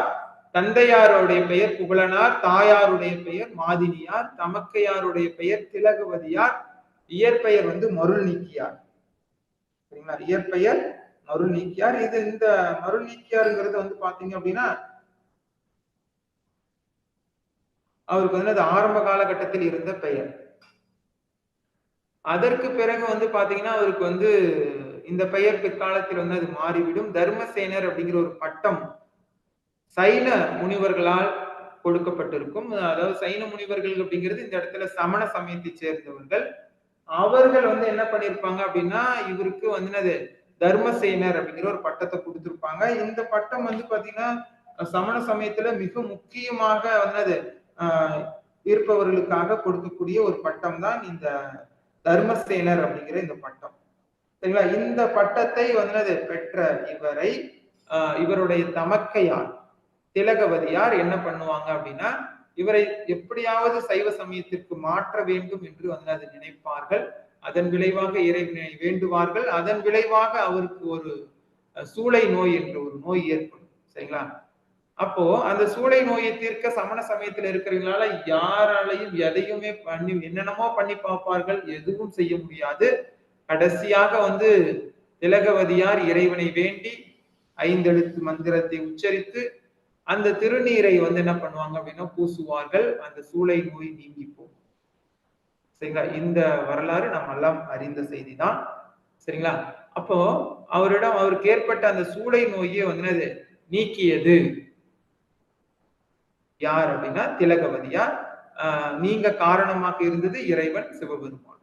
இதனை அறியாத சமணர் மன்னனை தூண்டி யானையை ஏவியும் சுண்ணாம்பு அறையில் அவரை கொண்டு போய் அடைச்சும் அவருக்கு நஞ்சு கொடுத்தும் கல்லை கட்டி கடல்ல தூக்கியும் போடுவார்கள். இப்படி பல விதத்திலையும் வந்து திருநாவுக்கரசருக்கு பல துன்பங்களை சமண சமயத்தை சேர்ந்தவர்கள் கொடுப்பார்கள். அப்படி கொடுக்கும் போது அவர் என்ன பண்ணுவார்னா எல்லாத்தையும் வந்து என்ன பண்ணுவார் அப்படின்னா தனக்கு வந்த துன்பங்களை எல்லாம் நீக்குவார். சரிங்களா? நமச்சிவாய நமச்சிவாயவே நாமர்க்கும் குடியெல்லோம் நமனை அஞ்சோம் நற்றுணையாவது நமச்சிவாயவே என பாடி தனக்கு வந்த துன்பங்களை எல்லாம் போக்கினார். ஒவ்வொரு இடத்துலையும் அவருடைய பாடல்கள் நம்ம வந்து அது கவனிக்கக்கூடியதாக இருக்கும். அவருடைய முக்கியமாக வந்து பாத்தீங்கன்னா அவருடைய முதல் பாடல் கூற்றாயினுவாறு விளக்கிலியீர் அப்படிங்கிற அந்த பாடல் அவருடைய முதல் பாடல். அவர் வந்து அந்த சுண்ணாம்பு அறையில இடும்போது மாசி வீணையும் மாலை மதியமும் மூசு வண்டரை பொய்கையும் போன்றதை ஈசன் இந்த இணையடி நிழலே அப்படிங்கிற பாடல் அது மிக முக்கியமான ஒரு பாடல். நற்றுணையாவது நமச்சிவாயவே அப்படிங்கிற பாடல் மிக முக்கியமானது. சுண்ணவெண் சந்தன சாந்தும் அப்படிங்கிற பாடல் மிக முக்கியமானது. ஒன்று கொலாம் அவர் சிந்தை அப்படிங்கிற ஒரு பாடல் இருக்கிறது. அதுக்கப்புறமேட்டு வந்து பாத்தீங்கன்னா மனமென்னும் தோணி பற்றி மதி என்னும் கோளை ஊன்றி சினமென்னும் சரக்கை ஏற்றி என்று ஒரு பாடல். ஆட்டுவித்தால் ஆடாதொருவர் ஆடாதாரே அடக்குவித்தால் ஆரொருவர் அடங்காதவரே அப்படின்னு ஒரு பாடல் இருக்கிறது. சரிங்களா? இதெல்லாம் அவருடைய பாடல். என் கடன் பணி செய்து கிடப்பதே என்று சொல்லி இருக்கிறார். சரிங்களா? இப்படி அவரை பற்றி நாம் சொல்லிக்கொண்டே போகலாம். ஏகப்பட்ட செய்திகள். சரிங்களா? திருநாவுக்கரசருக்கு அப்பர் அப்படிங்கிற ஒரு பெயரை கொடுத்தது யார் அப்படின்னா திருஞான சம்பந்தர். அதுக்கு அடுத்து வந்து பாத்தீங்க அப்படின்னா அப்பர், தாண்டக வேந்தர், தர்மசேனர், வாகீசர் அப்படிங்கிறதெல்லாம் இவருக்கு வழங்கப்படக்கூடிய மற்ற பெயர். அதுக்கு அடுத்தது 4990 பதிகங்கள் இவர் பாடியிருக்கிறார். கிடைப்பதாக 312 பதிகங்கள் சொல்லப்படுகிறது. 3066 பாடல்கள் வந்து சொல்லப்படுகிறது. வாழ்ந்த காலம் 81 ஆண்டுகள். முதல் பாடல் கூற்றாயினுவாறு விளக்கிலியீர் அப்படிங்கிறது முதல் பாடல். அங்கு திருஞான சம்பந்தருக்கு முதல் பாடல் தோடுடைய செவியன் அப்படிங்கிற பாடல். இதை நம்ம நினைவுல கண்டிப்பாக நிறுத்தணும். கோயில்ல வந்து அவர் செய்த பணி வந்து என்ன அப்படின்னா உளவார பணி. உளவார பணிங்கிறது கோவிலை சுத்தம் செய்வது. இவரது நெறி வந்து பாத்தீங்கன்னா தாச மார்க்கம். மகேந்திரவர்ம பல்லவனை சைவராக மாற்றினார். திருமறை காட்டுல வந்து என்னது கதவு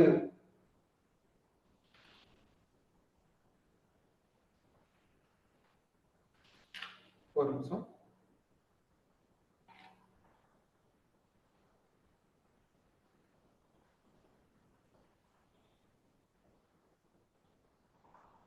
கதவு திறக்க வந்தது பாடியவர். அடுத்தது தேவாரம் பாடிய மூவரில் அதிக காலம் வாழ்ந்தவர் இவர் தான். தேவாரம் பாடினதுல மொத்தம் 3 பேர் இருக்கிறாங்க. அதுல அதிக காலம் வாழ்ந்தவர் இவர் தான். கிட்டத்தட்ட 81 ஆண்டுகள் இவர் வாழ்ந்திருக்கிறார். சரிங்களா? 81 ஆண்டுகள் இவர் வாழ்ந்திருக்கிறார். சரிங்களா? இவருடைய நெறி தாச நெறி. தாச நெறினா வேற ஒண்ணும் கிடையாது, அடிமை அப்படிங்கிற நெறி தான். இறைவனுக்கு அடிமை அப்படிங்கிற கொள்கிற நெறிதான் இதற்கான நெறி. திருநாவுக்கரசருக்கு சிவபெருமான் கைலாய தரிசனம் ஒரு இடத்துல கொடுத்திருப்பார். இதெல்லாம் கொஞ்சம் கூடுதல் தகவலுக்காக நான் சொல்றேன். அதாவது திருநாவுக்கரசருக்கு சிவபெருமான் கைலாய தரிசனத்தை அவர் கொடுத்த இடம் எது அப்படின்னா திருவையாறு. சரிங்களா? அது நீங்க நினைவு கொள்ளுங்கள். அடுத்தது, சமணர்கள் தன்னுடைய சமயத்தை சமண சமயத்தை வந்து அது சார்ந்திருந்த அந்த மகேந்தவர்மன், சரிங்களா, அவனை வந்து அது சைவ சமயத்திற்கு வந்து அது மாற்றிய பெருமை திருநாவுக்கரசருக்கு சேரும்.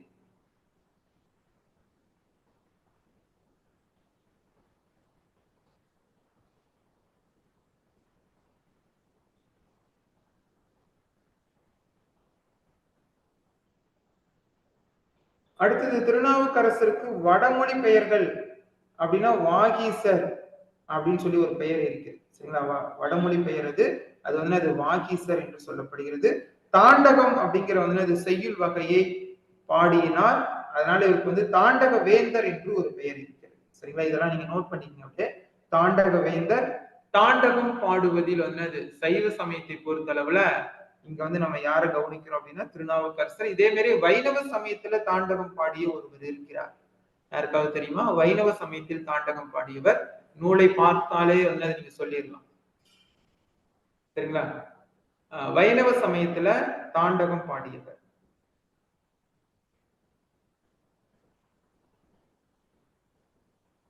வைணவ சமயத்துல தாண்டகம் பாடியவர் யார்?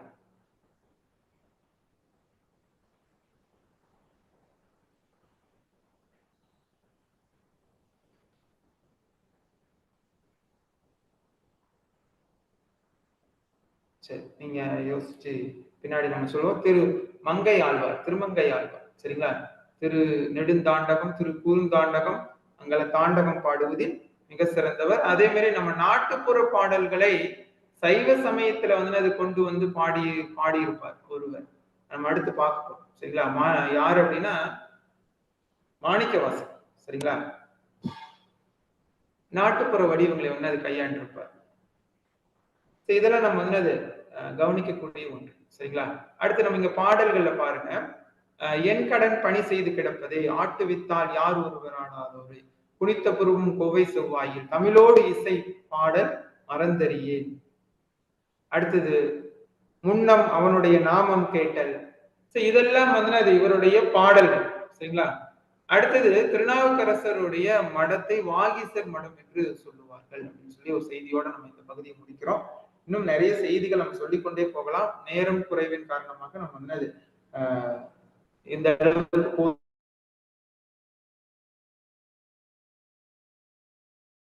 போதுமானதான தகவல்களை இப்போதைக்கு நம்ம சரிங்களா? திருமுறை, அவர் வந்து பாத்தீங்கன்னா அவருடைய ஊர் வந்து திருநாவலூர். அதனால அவருடைய பேர்ல திருநாவலூரர் அப்படின்னு சொல்லியும் சொல்லுவாங்க. அடுத்து இயற்பெயர் நம்பி ஆரூரார். குலம் வந்து அந்தனர் குலம். நாடு வந்து திருமுனைப்பாடி நாடு. காலம் வந்து 9ஆம் நூற்றாண்டு. வாழ்ந்த காலம் வந்து 18 ஆண்டுகள். நீங்க எளிமையாக நினைவு வைத்துக் கொள்ளலாம். நீங்க திருநாவுக்கரசர் வந்து அப்படியே அந்த ஒண்ணை தூக்கி பின்னாடி போட்டோம்னா திருநாவுக்கரசர் 81 ஆண்டுகள். அந்த ஒண்ணை தூக்கி முன்னாடி போட்டோம்னா சுந்தரருடைய காலம் 18 ஆண்டுகள். 16 அப்படி, அதாவது 16 வந்து பாத்தீங்கன்னா திரு ஞான சம்பந்தனுடைய காலம் 16 ஆண்டுகள் வாழ்ந்தார். இதெல்லாம் நம்ம கொஞ்சம் வந்து பொறுத்துக்கு மாதிரியான பகுதியில் திடீர்னு கேட்டு விட்டுருவோம். அடுத்து வந்து பாத்தீங்க அப்படின்னா பாடிய பதிகங்கள் வந்து பாத்தீங்கன்னா 38,000 பதிகங்கள் கிடைக்கிறது வந்து பாத்தீங்க அப்படின்னா நமக்கு வந்து அது 100 பதிகங்கள் கிடைக்கிறது. சரிங்களா? 1026 பாடல்கள் இருக்கிறது. சரிங்களா? இதுல மொத்தமாக நம்மளுக்கு 1026 பாடல்கள். இங்க வந்து பாத்தீங்கன்னா இவர் வந்து எத்தனை பண்கள்ல இவர் பாடியிருக்கிறாரு? இவருடைய பாடல்கள்ல 18 பண்கள் இவருடைய பாடல்கள்ல வருகிறது. ஏற்கனவே 23 பண் ஒன்று சொல்லியிருக்கிறோம். அது யாருக்கு அப்படின்னா திருஞான சம்பந்தர். சரிங்களா?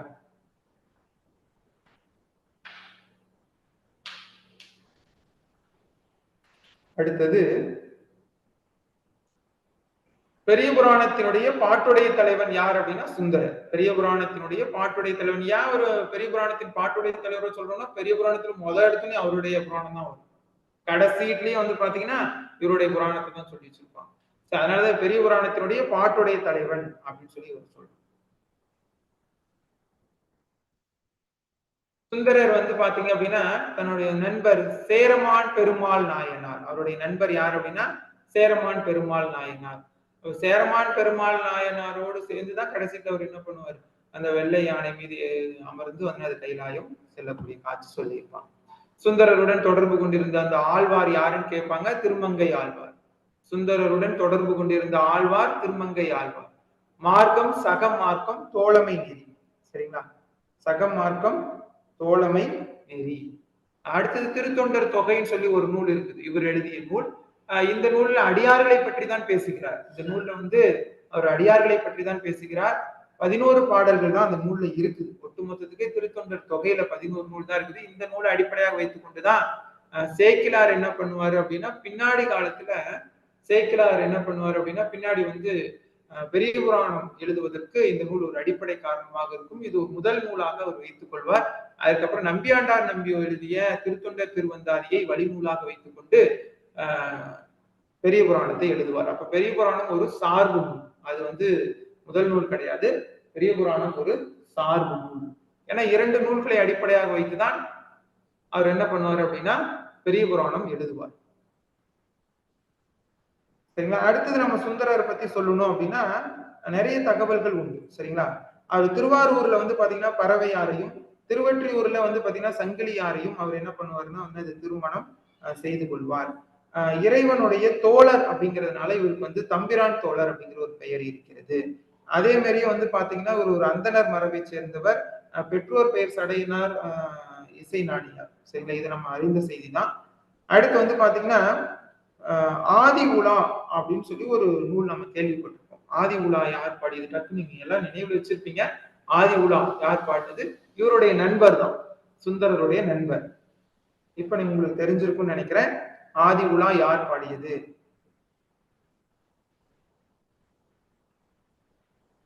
ஆதி உலா பாடியது யார்?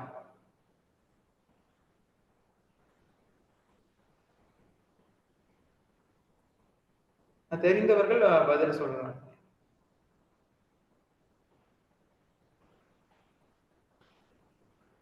இதுல திருக்கைலாயம் அப்படிங்கிற வார்த்தையும் பயன்படுத்தியிருப்பாரு அந்த உலா நூல் பெயர்ல. திருக்கைலாய ஞான உலா, அதுதான் நம்ம ஆதி உலான்னு சொல்லி சொல்றோம். இந்த ஆதி உலாவை பாடியது யார் அப்படின்னா சேரமான் பெருமாள் நாயனார். சரிங்களா, சேரமான் பெருமாள் நாயனார்.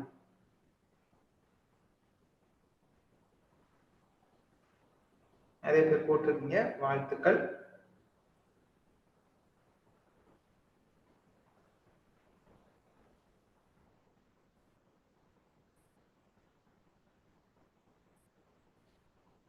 அடுத்தது வந்து பாத்தீங்க அப்படின்னா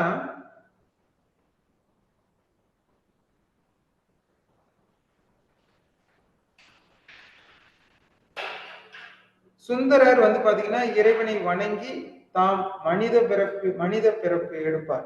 அவர் முதல்ல வந்து வானுலகத்துல இருப்பாரு. அதுக்கப்புறம் அவர் அங்க செய்த ஒரு சில பிரச்சனையினால அவர் வந்து அது பூமியில பிறந்து அந்த மேல மையல் கொண்ட அந்த 2 பெண்களை பூமியில மறுபடியும் என்னது பிறந்து மணப்பார். இந்த செய்தி நம்ம அந்த புராணத்துல படிச்சிருக்கோம். சுந்தரருடைய புராணத்துல இந்த செய்தியெல்லாம் நம்ம வந்து அது படிச்சிருக்கோம். சுந்தரர் வந்து அது இறைவனை வணங்கி தாம் மனித பிறப்பில் வந்து மனித பிறப்பெடுத்து அந்த மதிமயங்கக்கூடிய காலத்துலதான் வந்து என்ன நடக்கும் அப்படின்னா தடுத்தாட்கொள்வார். இறைவன் வந்து என்ன பண்ணுவார் அப்படின்னா தடுத்தாட்கொள்வார். சரிங்களா, அதுதான் அந்த தடுத்தாட்கொண்ட புராணம் அப்படிங்கிறது. சரிங்களா, அப்போ இறைவன் வந்து அதை தடுத்தாட்கொள்வார். அப்போ வந்து தடுத்தாட்கொள்ளும் போது வந்து அது நீ யாருன்னு சொல்லி கேட்கும்போது நீ எனக்கு வந்து அது அடிமை அப்படின்னு சொல்லி வந்து அது இறைவன் வந்து அந்த சொல்லுவார். சரிங்களா, ஒரு வேடத்துக்கு வந்து அது வந்து என்ன பண்ணுவார் அப்படின்னா சொல்லுவார். அப்படி சொல்லும் பொழுது அதற்கு என்ன ஆதாரம் இருக்கிறது அப்படின்னு சொல்லி கேட்கும்போது இதுவும் ஆதாரம் சொல்லி வந்து அது ஒரு ஓலைச்சுவடி எடுத்து காட்டுவாங்க. அப்ப அந்த ஓலைச்சுவடியில வந்து அது எழுதப்பட்டிருக்கும். அதனது அந்த அடிப்படையில் வந்து அது நீதான் எனக்கு அடிமை அப்படின்னு சொல்லி சொல்லுவாங்க. சரிங்களா, இப்படிப்பட்ட ஒரு சூழல்ல வந்து அது அந்த திருமணத்தை அவர் வந்து அதை தடுத்தாட்கொள்வார். ஏனென்றால் அவர் ஏற்கனவே வானுலகில் காதல் மையம் கொண்டு அந்த 2 பெண்களை தான் அவர் மணக்க வேண்டும் என்பதற்காக அந்த இடத்துல வந்து என்ன பண்ணுவார்னா வேறொரு பெண்ணுக்கு திருமணம் நடக்கவிருந்த அந்த நிகழ்வை அவர் என்ன பண்ணுவார் அப்படின்னா தடுத்து நிறுத்துவார். யாரு அப்படின்னா சிவபெருமான்.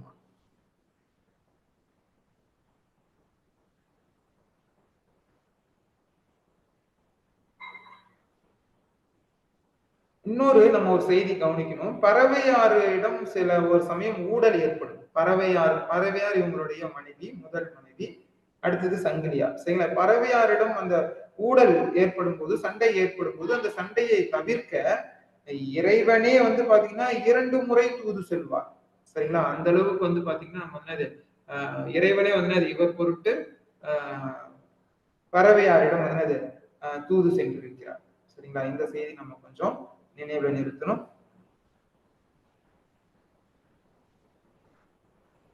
அடுத்தது வந்து பாத்தீங்கன்னா கைலை செல்லும் பொழுது இவர் வந்து கைலாயத்திற்கு செல்லும் போது இவர் பாடிய பாடல் தான் எனை முன் படைத்தான் அப்படின்னு சொல்லி ஒரு பாடல். சரிங்களா? தான் எனை முன் படைத்தான் அப்படின்னு சொல்லி ஒரு பாடல்.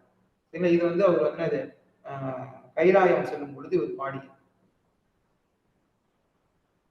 அடுத்தது இவருடைய பதிகங்களை திருப்பாட்டு அப்படின்னு சொல்லி சொல்றாங்க. இவருடைய பதிகங்களை திருப்பாட்டுன்னு சொல்றாங்க. இவருக்கான வேறு பெயர்கள் திருநாவலூரர், வன்தொண்டர், தம்பிரான் தோழர், சேரமான் தோழர், ஆளுடைய நம்பி. இதெல்லாம் அவருக்கான மற்ற பெயர்கள். இவருடைய பாடல்களை திருப்பாட்டுன்னு சொல்லி சொல்றாங்க. சுந்தரரை இறைவன் தடுத்தாட்கொண்ட இடம் திருவண்ணைநல்லூர்.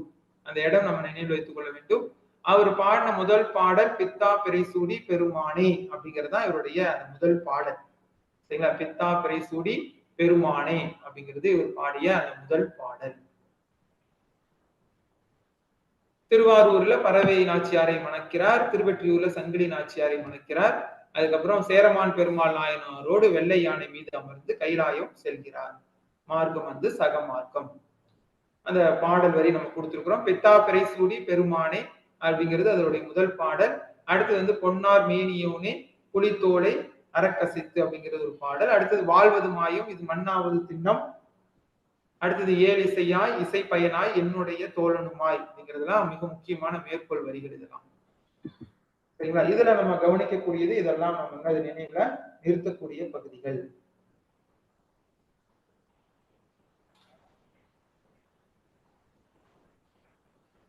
அதுக்கு அடுத்தது வந்து நம்ம பார்க்கக்கூடியது மாணிக்க வாசகர்.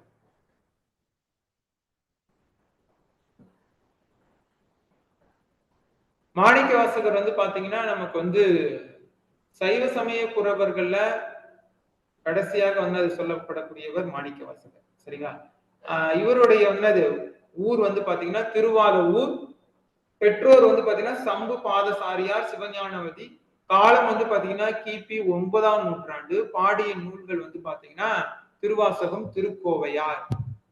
இது நம்ம ரெண்டுமே மிக முக்கியமான ஒரு நூல். இன்னொன்னு வந்து பாத்தீங்கன்னா திருவெம்பாவைன்னு சொல்லி ஒரு நூல் இருக்குது. சரிங்களா? திருவெம்பாவை அப்படின்னு சொல்லி ஒரு நூல். சரிங்களா? அது இவருடைய இதுதான். பாவை கோவை பாடிய வாயால் பாவை பாடிய வாயால் கோவை பாடுன்னு சொல்லி சொல்லுவாங்க. சரிங்களா?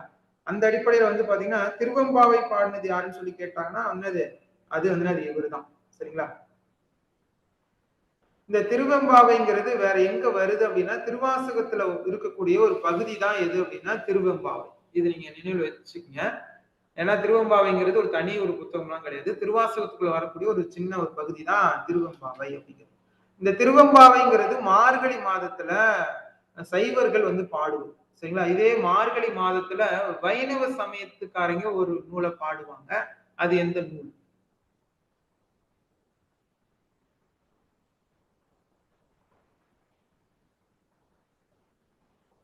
சைவ சமயத்துக்காரங்க வந்து திருவெம்பாவை பாடுவார்கள். வைணவ சமயத்தை சார்ந்தவர்கள் எந்த நூலை பாடுவார்கள் மார்கழி மாதத்தில்? திருப்பாவை. சரியான விடை திருப்பாவை. அழகா சொல்லியிருக்கீங்க. திருப்பாவை தான் என்னது வைணவ சமயத்தை சேர்ந்தவர்கள் வந்து இந்த மார்கழி மாதத்தின் போது பாடுவார்கள். அப்ப திருவெம்பாவை வந்து பாத்தீங்கன்னா திருவாசகத்துல வரக்கூடிய ஒரு பகுதி. இது வந்து சைவர்கள் அந்த மார்கழி மாதத்தின் போது வந்து பாடுவார்கள். சரிங்களா? அதை நம்ம கொஞ்சம் நல்லா நினைவுல வந்து நிறுத்தக்கூடிய ஒரு பகுதி. அடுத்து வந்து பாத்தீங்க அப்படின்னா திருவாசகத்துல 658 பாடல்கள் இருக்கிறது. சைவ வேதம் என்று வந்து அழைக்கப்படுகிறது திருவாசகம். திருக்கோவையாரினுடைய வந்து சிறப்பு பெயர்கள் ஆரணம், ஏரணம், காமநூல், எழுத்து இதெல்லாம் திருக்கோவையாருக்கு வழங்கக்கூடிய சிறப்பு பெயர்கள். கோவை நூல்களுள் காலத்தால் முற்பட்டது திருக்கோவை அப்படின்னு சொல்லியிருக்கிறாங்க. ஆனா வந்து இது வந்து நமக்கு பக்தி இலக்கியத்தின் அடிப்படையில் கொடுத்திருக்கக்கூடிய தகவல். சரிங்களா? சிற்றிலக்கியத்தின் அடிப்படையில் நம்ம பார்க்கும்போது கோவை நூல்களுள் என்னது மிக முந்தைய நூல் எது அப்படிங்கறத நம்ம கவனிக்கணும். இது இவருடைய காலம் 9ஆம் நூற்றாண்டு. சரிங்களா? அதற்கு முன்பாகவே வந்து பாத்தீங்கன்னா நமக்கு வந்து ஒரு கோவை நூல் இருக்கிறது. முதல் கோவை நூல் வந்து எது அப்படின்னா பாண்டி கோவை. இது டிஆர்பி கேட்ட ஒரு வினா, ஏற்கனவே கேட்டிருக்கிறாங்க. டிஆர்பி கொஸ்டின் தான் இது.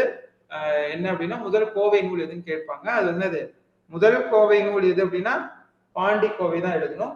நம்ம வந்து திருக்கோவைன்னு எழுதிடக்கூடாது. அது வந்து திருக்கோவை நம்ம வந்து பக்தி இலக்கியத்தின் அடிப்படையில் இங்க காலத்தால் முந்தியது அப்படின்னு சொல்லியிருக்கிறாங்க. முதல் கோவை நூல் அப்படின்னு கண்டிப்பா கேட்கிறாங்க அப்படின்னா அது பாண்டி கோவை தான். சிற்றிலக்கியத்தின் அடிப்படையில் அந்த நூலை தான் நம்ம வந்து சொல்லணும். அது 8ஆம் நூற்றாண்டை சேர்ந்ததாக இருக்கும். இது 9ஆம் நூற்றாண்டுக்கு வரும். சரிங்களா? அதனால நம்ம வந்து அதை வந்து நம்ம வந்து நினைவுல வந்து நிறுத்த வேண்டும். ஏன்னா நம்ம படிச்சிருப்போம், அங்க எழுதும் போது டக்குன்னு வந்து அது ரெண்டுமே ஆப்ஷன்ஸ்ல இருக்கும். அந்த சமயத்துல நம்ம வந்து குழம்பி வந்தது திருக்கோவையார வந்து திருக்கோவை வந்து எழுதிடக்கூடாது. முதல் கோவை அப்படின்னு கேட்டாங்கன்னா பாண்டி கோவை தான். திருவாசகத்தை ஆங்கிலத்தில் மொழிபெயர்த்தவர் டியூகோ. இந்த மொழிபெயர்த்தது யாரு, அதுக்கப்புறம் யாரு உரை எழுதினாங்க, இந்த மாதிரியான செய்திகள்லாம் இப்போ வரக்கூடிய தேர்வுகள்ல கேட்டுட்டு இருக்கிறாங்க. சரிங்களா? அதனால நம்ம வந்து இந்த மாதிரியான பகுதிகளுக்கும் நம்ம என்ன பண்ணணும் அப்படின்னா முக்கியத்துவம் கொடுக்கணும். மொழிபெயர்த்தது யாரு, அடுத்து வந்து பாத்தீங்க அப்படின்னா உரை எழுதினது யாரு இப்படிங்கிற செய்திகள் எல்லாம் நம்ம வந்து அது படிக்கக்கூடிய ஒரு சமயத்துலதான் நம்ம இப்போ இருக்கக்கூடிய காலகட்டத்துல நம்ம வந்து அது ஒரு பகுதி எடுத்தோம்னா அது எல்லாத்தையும் வந்து அது தெளிவாகவே வந்து அது படிச்சுட்டு போறதா நமக்கு பிரச்சனை இல்லை. ஏன்னா இந்த 4 ஆப்ஷன்ஸ்ல நம்ம வந்து எந்த இது சரி என்பதை நம்ம தேர்ந்தெடுக்கும் போது கண்டிப்பாக நம்ம வந்து அது கொடுத்துக்கூடிய 4 ஆப்ஷன்ஸுமே வந்து பாத்தீங்கன்னா நம்ம வந்து அடுத்த முறை நீங்க வந்து ஒவ்வொரு வினாத்தாலையும் நீங்க பார்க்கும்போது அடுத்தடுத்த முறையில வந்து பாத்தீங்கன்னா அந்த ஆப்ஷன்ஸ்ல இருக்கக்கூடியதுல இருந்தே தான் அடுத்தடுத்த வினாக்கள் எல்லாம் கேட்டுட்டு இருப்பாங்க. அதனால நம்ம வந்து ஆழ்ந்து படிக்கும் பொழுது அந்த ஒரு ஆப்ஷன்ஸ் கொடுக்குறாங்கன்னா அது சம்பந்தமாவும் நம்ம அடுத்து என்ன பண்ணிருக்கோம்னா ரெஃபர் பண்ணிருக்கோம். இப்ப திருக்கோவை ஒரு ஆப்ஷன்ஸா வருதா, அடுத்த தமிழ் நம்ம என்ன பண்ணுவோம், திருக்கோவை பத்தி ஃபுல் டீடைல் படிச்சிருக்கோம். திருப்பாவை கொடுக்குறாங்களா, திருப்பாவை பத்தி படிச்சிருக்கோம். பாண்டி கோவை கொடுக்குறாங்களா ஒரு ஆப்ஷனலா, அந்த ஆப்ஷனலா வரக்கூடிய என்ன 4 விடைகளை கொடுக்குறாங்களோ அந்த 4 விடைகள் சம்பந்தமாக நம்ம கண்டிப்பாக ரெஃபர் பண்ணணும். அப்படி நம்ம ரெஃபர் பண்ணணும் அப்படின்னா கண்டிப்பா நம்ம வந்து ஏன்னா அதெல்லாம் ஒரு பாடத்திட்டத்துக்குள்ள வரக்கூடிய பகுதியாக தான் இருக்கும். சரிங்களா? அப்படிங்கும்போது கண்டிப்பா நம்ம வந்து அதையெல்லாம் வாசிக்க வேண்டும். இதெல்லாம் நம்ம வந்து அது தேர்வுல கையாளக்கூடிய சில உத்தி முறைகள். அடுத்து வந்து பாருங்க, அழுது அடி அடைந்த அன்பர் என்று அழைக்கப்படுகிறார் மாணிக்கவாசகர். சரிங்களா? அழுது அடி அடைந்த அன்பர் அப்படின்னு சொல்றாங்க. நம்ம திருப்பெருந்துறை உங்களுக்கு எல்லாம் நினைவு இருக்கும், புதுக்கோட்டைக்கு பக்கத்துல. அங்கதான் வந்து பாத்தீங்கன்னா மாணிக்க வாசகருக்கு இறைவன் என்ன பண்றாருன்னா மாணிக்க வாசகரை ஆட்கொண்ட இடம் அந்த திருப்பெருந்துறை தான். சரிங்களா? அப்ப அந்த திருப்பெருந்துறையில வந்து என்ன நடக்கும், பாண்டிய மன்னன் அரிமர்த்தன பாண்டிய மன்னன் கிட்டதான் இவர் என்ன பண்ணுவார் அப்படின்னா வந்து அமைச்சராக வந்து அது இருப்பார். அரிமர்த்தன பாண்டியனிடம் அமைச்சராக பணியாற்றுவார். அதற்கு பிறகு என்ன பண்ணுவாருன்னா இவர்கிட்ட ஒரு முறை என்ன பண்ணுவாங்கன்னா குதிரை வாங்கி வருமாறு என்ன பண்ணுவாங்கன்னா பணத்தை கொடுத்து அனுப்புவார். அப்படி அனுப்பும் பொழுது இவர் என்ன பண்ணுவாருன்னா போற வழியில அந்த திருப்பெருந்துறையில அங்க இருக்கக்கூடிய வந்து இறைவனை வணங்கி அங்க என்னது அவர் இறைவனுடைய காட்சி வந்தது அந்த குருந்த மரத்தடியில் அவருடைய இறைவனுடைய காட்சி கிடைக்கும். அந்த சமயம் அவர் என்ன பண்ணுவாருன்னா இறைவன் மீதே வந்து தன்னுடைய சிந்தனையை செலுத்தி தான் வந்த வேலையை மறந்து அங்கு இறைவனுக்காக கோயில் கட்ட ஆரம்பிச்சிருவார். சரிங்களா? இந்த செய்தி நம்ம கொஞ்சம் வந்து ஆழ்ந்து கவனிக்கக்கூடிய ஒன்றாகும். முதலில் ஆட்கொண்ட இடம் திருப்பெருந்துறை. அதற்கு பிறகு காவலாளிகள் வந்து என்ன பண்ணுவாங்கன்னா இங்க போன அமைச்சரை காணமேன்னு சொல்லி பாண்டிய மன்னன் என்ன பண்ணுவான்னா ஆட்களை விட்டு வந்து அதை தேடி வர சொல்லுவான். அப்படி தேடி வரும் பொழுது இந்த காவலர்கள் வந்து பார்ப்பாங்க, இங்க வந்து மாணிக்க வாசகர் கோயில் கட்டி கொண்டிருக்கிறார் அப்படிங்கிற செய்தி வந்து சொல்லுவாங்க. அவரை அழைத்து கொண்டு வாருங்கள் என்று மன்னன் சொல்லுவான். அப்ப போய் என்ன பண்ணுவாங்கன்னா அவங்களை வந்து அழைத்து கொண்டு வருவாங்க. சரிங்களா? அப்படி அழைத்து வரும்போது என்ன பண்ணுவார் அப்படின்னா மாணிக்க வாசகர் இறைவனிடம் வேண்டுவார். தான் கொண்டு வந்த பணம் எல்லாம் வந்து கோயில் கட்டுவதிலேயே செலவாகிவிட்டது, என்ன செய்வேன் என்று வேண்டும் பொழுது இறைவன் என்ன பண்ணுவார்னா வந்து நீ சென்று வா என்று சொல்லி அனுப்பி வைப்பார். இவர் வந்து நேரடியாக அரண்மனைக்கு போவாரு. அந்த காட்டுல இருக்கக்கூடிய நரிகளை எல்லாம் குதிரைகளாக மாற்றி என்ன பண்ணுவார்னா இறைவன் கூட வந்து அதை அனுப்பி வைத்திருப்பார். அந்த குதிரைகள் எல்லாம் வந்து பாத்தீங்கன்னா வந்து கொட்டிலில் அரண்மனையில வந்து பக்கத்துல இருக்கக்கூடிய அந்த கொட்டில் வந்து அந்த குதிரைகள் எல்லாம் கட்டப்பட்டு இரவு ஆனதும் அந்த குதிரைகள் எல்லாம் மீண்டும் நரிகளாகி மீண்டும் எல்லாம் காட்டுக்கு போயிடும். கோபம் அடைந்த பாண்டிய மன்னன் அரிமர்த்தன பாண்டியன் என்ன பண்ணிடுவாரு அப்படின்னா, சிறையில அது அவரை அடைத்து விடுவார். யார் அப்படின்னா மாணிக்கவாசகர். இறைவன் இறைவன் என்ன பண்ணிடுவார் அப்படின்னா, இந்த சமயத்துல வைகை ஆற்றில மிக பெரும் வெள்ளத்தை ஏற்படுத்துவார். பாண்டிய மன்னனுக்கு தக்க பாடம் புகட்ட வேண்டும் என்பதற்காக வைகை ஆற்றில மிக பெரும் வெள்ளத்தை ஏற்படுத்துவார். அப்போதுதான் பாத்தீங்கன்னா, நீங்க வைகை ஆற்றங்கரை ஓரத்தில் இருக்கக்கூடிய மக்களுக்கு பாண்டிய மன்னன் ஒரு கட்டளை இடுவான். என்ன கட்டளை அப்படின்னா, இந்த கரையை என்ன பண்ணணும்னா தண்ணி அது மேவி வரும். கரை அடைக்க ஒவ்வொருவரும் அது வீட்டில் இருந்து வர வேண்டும் என்று ஒரு கட்டளை இடுவான். அப்படி வரும்பொழுது பாத்தீங்கன்னா, அந்த ஊர்ல வாழக்கூடிய ஒரு வந்தி என்ற ஒரு பாட்டி, அவங்க என்ன பண்ணுவாங்கன்னா, அந்த கரையை அடைப்பதற்காக அவங்களுக்கு என்று ஒரு இடம் கொடுக்கப்பட்டிருக்கும். அந்த சமயத்துல பாத்தீங்கன்னா, சிவபெருமான் ஒரு வேலையாள் போல் அது வேடம் அணிந்து என்ன பண்ணுவார் அப்படின்னா, அந்த பாட்டியிடம் அந்த பிட்டு வாங்கி அந்த வந்திங்கிற மூதாட்டி என்ன பண்ணுவாங்க அப்படின்னா, பிட்டு வியாபாரம் செய்வாங்க. அப்ப அந்த பிட்டு அது வாங்கி உண்டு விட்டு தான் அது உங்களுக்காக கரையை அடைக்கிறேன் என்று சொல்லிவிட்டு இவர் என்ன பண்ணுவாருன்னா, அங்க போய் கரையை அடைக்காமல் அங்கு ஒரு மரத்தடியில் படுத்து உறங்கி விடுவார். பாண்டிய மன்னன் என்ன பண்ணுவார் அப்படின்னா, வேலையெல்லாம் சரியா நடக்கிறதா என்பதை பார்ப்பதற்காக வருவார். அப்படி வரும் பொழுது இந்த அணையில அது ஒரு இடத்துல அடைபடாமல் தண்ணி போய் கொண்டிருப்பதை பார்த்து இந்த இடம் யார் வேலை செய்ய வேண்டும் என்று கேட்கும் பொழுது, அப்ப அங்க இருந்தவர்கள் சொல்லுவார்கள், இது வந்தி என்ற அந்த மூதாட்டிக்காக ஒதுக்கப்பட்ட இடம் அப்படின்னு சொல்லுவாங்க. அப்ப அந்த பாட்டியை வர சொல்லி அந்த மூதாட்டியை வர சொல்லி கேட்பாங்க, ஏன் நீங்க உங்களுடைய கரையை சரி செய்யவில்லை என்று பாண்டிய மன்னன் கேட்கும் பொழுது, அப்ப அந்த மூதாட்டி சொல்லுவாங்க, எனக்காக நான் ஒரு வேலையாளை அனுப்பியிருந்தேன் அப்படின்னு சொல்லுவாங்க. அப்படி அந்த வேலையாள் எங்கே அப்படின்னு சொல்லி கேட்கும்போது, அந்த வேலையாளை பற்றி சில விவரங்கள் எல்லாம் சொல்லி என்ன பண்ணுவாங்கன்னா, இப்படிதான் இருப்பாங்க அப்படின்னு சொல்லுவாங்க. அந்த வேலையாள் யார் என்று காவலாளியிடம் சொல்லி பாண்டிய மன்னன் அனுப்பி விடுவான். போய் பார்த்தா அந்த அந்த அடையாளங்களோடு இருந்தவர் யார் அப்படின்னா சிவபெருமான் தான். ஒரு மரத்தடியில் அவர் ஓய்வு எடுத்துக் கொண்டிருப்பார். அவர் அழைத்து கொண்டு ஏன் கரையை அடைக்கவில்லை என்று கேட்டு கையில் இருந்த ஒரு பிரம்பால் ஓங்கி அந்த வேலையாளை பாண்டிய மன்னன் அடிப்பான். அந்த வேலையாள் வேற யாரும் இல்ல, சிவபெருமான் தான். அந்த அடி பாத்தீங்க அப்படின்னா உலகத்தில் இருந்த எல்லா உயிரினங்கள் மீதும் பட்டது. கடைசியாக பாண்டிய மன்னன் மீதும் அந்த அடி விழுந்தது. அப்போதுதான் வந்தவர் சிவபெருமான் என்பதை உணர்வார். அதன் பிறகு நடந்த நிகழ்வுகள் எல்லாம் அவருக்கு தெரிய அதற்கு பிறகு சிறைக்கு சென்று மாணிக்க வாசகரை விடுதலை செய்வார். இப்படியாக அந்த ஒரு நிகழ்வுகள் எல்லாம் இருக்கும். சரிங்களா? இப்ப அந்த அடிப்படையில நம்ம கவனிக்கக்கூடியது என்னன்னா, இவர் யாரிடம் அமைச்சராக இருந்தார் அப்படிங்கிறது அப்படின்னு பார்க்கும்போது நம்ம அரிமர்த்தன பாண்டியன் அப்படிங்கிறது நம்ம நினைவுல அது கொள்ளக்கூடிய ஒரு தகவல். அதுக்கு அடுத்து பாத்தீங்கன்னா இந்த திருக்கோவைக்கு பாத்தீங்கன்னா திருச்சிற்றம்பல கோவை அப்படின்னு சொல்லி இன்னொரு பெயரும் இருக்கிறது. சரிங்களா? திருக்கோவையாருக்கு திருச்சிற்றம்பல கோவை அப்படிங்கிற ஒரு பெயரும் உண்டு.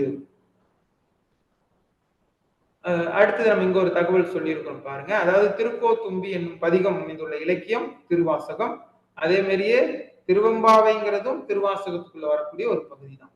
சரிங்களா? இதை நீங்க நினைவுல வைத்துக் கொள்ளுங்கள். 658 பாடல்கள் திருவாசகத்துக்குள்ள இருக்கு. திருவாசகத்திற்கு உருகாதவர்கள் ஒரு வாசகத்திற்கு முருகார் அப்படின்னு சொல்லி ஜியு போப் அவர்கள் சொல்லி இருக்கிறார். சரிங்களா? அதுக்கப்புறம் சைவர்கள் வழிபாட்டின் போது இது தேர்வுல மிக முக்கியமானது. இந்த யூஜிசி போன்ற நெட் எக்ஸாம்ஸ் தேர்வுல நிறைய தடவை கேட்டிருக்கிறாங்க. சைவர்களின் வழிபாட்டின் போது பாடுவது எது அப்படின்னா போற்றி திருவகவல் அப்படிங்கிறது தான். இந்த சைவர்கள் வழிபாட்டின் போது பாடுவது போற்றி திருவகவல் அப்படிங்கிற அந்த பகுதி தான் சைவர்கள் வழிபாட்டின் போது பாடுவது. சரிங்களா? திருக்கோவையாருக்கு திருச்சிற்றம்பல கோவை அப்படிங்கிற அது இன்னொரு பெயரும் உண்டு. அது நம்ம ஏற்கனவே சொன்ன தகவல் தான். அடுத்து பாத்தீங்கன்னா திருக்கோவையார் அதுல பாத்தீங்கன்னா பாடல்கள் 400 பாடல்கள் இருக்கிறது. தென்னவன் பிரம்மராயன் என்ற பட்டம் பெற்றவர் மாணிக்க வாசகர். இது நீங்க கவனிக்கக்கூடியது தென்னவன் பிரம்மராயன் யாருன்னு கேட்பாங்க. மாணிக்க வாசகர் வாழ்ந்த காலம் 32 ஆண்டுகள் அவர் வாழ்ந்திருக்கிறார். வாழ்ந்த காலம் மொத்தமாக 32 ஆண்டுகள். பிரபந்தத்தில் முதலில் தோன்றியதாக சொல்லி இருக்கிறாங்க திருக்கோவையார். சரிங்களா? அடுத்தது பாடல் வரியில வந்து பாத்தீங்கன்னா, நமச்சிவாயன் வாழ்க, நாதன் தாள் வாழ்க, தென்னாடுடைய சிவனை போற்றி, உற்றாரை ஆண் வேண்டேன் ஊர் வேண்டேன், அம்மையே அப்பா ஒப்பிலாமணியே. இதெல்லாம் இவருடைய பாடல். அடுத்தது திருவாசகத்திற்கு உரை எழுதியவர் பண்டிதமணி மு கதிரேசன் செட்டியார். சரிங்களா? இது நம்ம அந்த உரை அப்படிங்கிற பகுதியில நம்ம கவனிக்கக்கூடிய ஒன்று. அடுத்தது 9ஆம் திருமுறை. 9ஆம் திருமுறை வந்து பாத்தீங்கன்னா நமக்கு வந்து அது 9 பேர் பாடியிருக்கிறாங்க. சரிங்களா? 9ஆம் திருமுறை 9 பேர் வந்து அது பாடியிருக்கிறார்கள். அதுல வந்து பாத்தீங்கன்னா பதிகம் வந்து பாத்தீங்கன்னா 29 பதிகங்கள் இருக்கிறது. சரிங்களா? மொத்தமாக அதுல பதிகம் எவ்வளவு இருக்குது அப்படின்னா 29 வந்து பதிகங்கள் வந்து அது இருக்கிறது. பாடல்கள் வந்து பாத்தீங்கன்னா 301 பாடல்கள் இருக்கிறது. எதுல 9ஆம் திருமுறையில. நம்ம 9ஆம் திருமுறை நிறைய இடங்கள்ல அந்த அளவுக்கு கவனிச்சு நம்ம பார்த்திருக்க மாட்டோம். ஆனா வந்து அது வினா கேட்கிறவங்க கண்டிப்பா அதுக்குள்ள இருந்து நமக்கு வினாக்கள் கேட்கிற வாய்ப்புகள் வந்து அது இருக்கும். அதனால கண்டிப்பா நம்ம வந்து கவனித்து அதை படிக்கணும். அப்ப அந்த அடிப்படையில வந்து பாருங்க, ராசராசன் காலத்தில் காணப்படாத அந்த சாளராபாணி அப்படிங்கிற அந்த பண்ணை வந்து பாத்தீங்கன்னா இந்த 9ஆம் திருமுறையில நம்ம பார்க்கலாம். அதுக்கு அடுத்து வந்து பாத்தீங்கன்னா இவர்கள் பாடியது இந்த 9 பேர் பாடினதை வந்து என்னன்னு சொல்றாங்கன்னா திருவிசைப்பா, திருப்பல்லாண்டு அப்படின்னு சொல்லி சொல்றாங்க. அடுத்தது சிதம்பரம் பற்றிய பதிகங்கள் அதுல அதிகம் 29 பதிகங்கள்ல 16 பதிகங்கள் வந்து பாத்தீங்கன்னா எல்லாமே வந்து அது எதை பற்றியதுன்னா சிதம்பரம் பற்றியதுதான். அது நீங்க நல்லா நினைவு வைத்துக் கொள்ள வேண்டும். சரிங்களா? அதுல வந்து பாத்தீங்கன்னா சிதம்பரம் பற்றிய பதிகங்கள் மட்டுமே ஒரு 16 பதிகங்கள் வருது. அதுக்கு அடுத்தது திருமாளிகை தேவர், இவரை பத்தி நம்ம பார்த்துருவோம். இவர் வந்து பாத்தீங்க அப்படின்னா வந்து தில்லையில ஓடாது இருந்த அந்த தேரை வடமில்லாம வந்து அது ஓட செய்தார் அப்படின்னு சொல்லியிருக்கிறாங்க. அதுக்கு அடுத்தது 4 பதிகங்கள் இவர் பாடியிருக்கிறார். சரிங்களா? மொத்தமா வந்து 29ல 4 பதிகங்கள் இவர் பாடியிருக்கிறாரு. மொத்தமா அதுல 45 பாடல்கள் இருக்கிறது. சரிங்களா? இது நீங்க கவனிக்கக்கூடிய ஒன்று. அடுத்து வந்து பாத்தீங்கன்னா இவரை பத்தி நம்ம ஒரு சில செய்திகள் சொல்லணும் அப்படின்னா இவர் வந்து போக முனிவருடைய மாணவர். சரிங்களா? போக முனிவர் சொல்லி ஒருத்தர் வாழ்ந்திருக்கிறாரு. அவருடைய மாணவர் கரூர் தேவர் அப்படின்னு ஒருத்தர் இருந்திருக்கிறார். சரிங்களா? அவரு நம்ம இதுலயே வருவாங்க. சரிங்களா? நம்மளுடைய நாயன்மார்களுடைய வரிசையில வரக்கூடியவர் தான். அதுல அவரோட என்னது உடன் பயின்றவர், அவரு கூட வந்து அது படிச்சவர். அடுத்து வந்து பாத்தீங்கன்னா சேந்தனார்னு ஒருத்தர் இருக்கிறார். சரிங்களா? அவரோட சமகாலத்துல வாழ்ந்தவர் யார் அப்படின்னா அந்த திருமாளிகை தேவர் அப்படிங்கிறது. சரிங்களா? அதுக்கப்புறம் மதில் இருக்கக்கூடிய அந்த நந்தி, சரிங்களா? மதில் மேல் இருக்கக்கூடிய நந்திக்கு உயிரூட்டியவர். இது நமக்கு கொடுக்கல, இதெல்லாம் கூடுதல் தகவலுக்காக உங்களுக்கு சொல்றேன். மதில் இருக்கக்கூடிய நந்திக்கு வந்து அது உயிரூட்டியவர். அப்புறம் வந்து பாத்தீங்கன்னா பிணத்தையே நடக்க செய்திருக்கிறார். இதெல்லாம் அவர் செய்த அற்புதங்கள். 4 பதிகங்கள் 45 பாடல்கள். சரிங்களா? இது நீங்க நினைவு வைத்துக் கொள்ளுங்கள். அதுல வந்து இதுல 4ஆம் பதிகத்தை பத்தி ஒரு சின்ன ஒரு தகவல் சொல்லிடுறேன். 4 பதிகங்கள் பாடியிருக்கிறார் இல்லையா? அதுல 4வது பதிகம் வந்து பாத்தீங்கன்னா பிற சமயத்தை மிக கடுமையாக பேசியிருக்கிறார் இந்த 4வது பதிகத்துல. அதுக்கு அடுத்து வந்து பாத்தீங்கன்னா நம்ம பார்க்கக்கூடியது சேந்தனார்.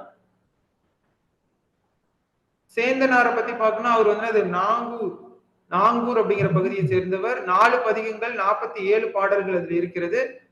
திருவாவதிரையில வந்து பாத்தீங்கன்னா திருவாதிரையில், சரிங்களா? திருவாதிரையில களி செய்து முறையா இறைவனுக்கு படைத்தவர் இவர் தான்.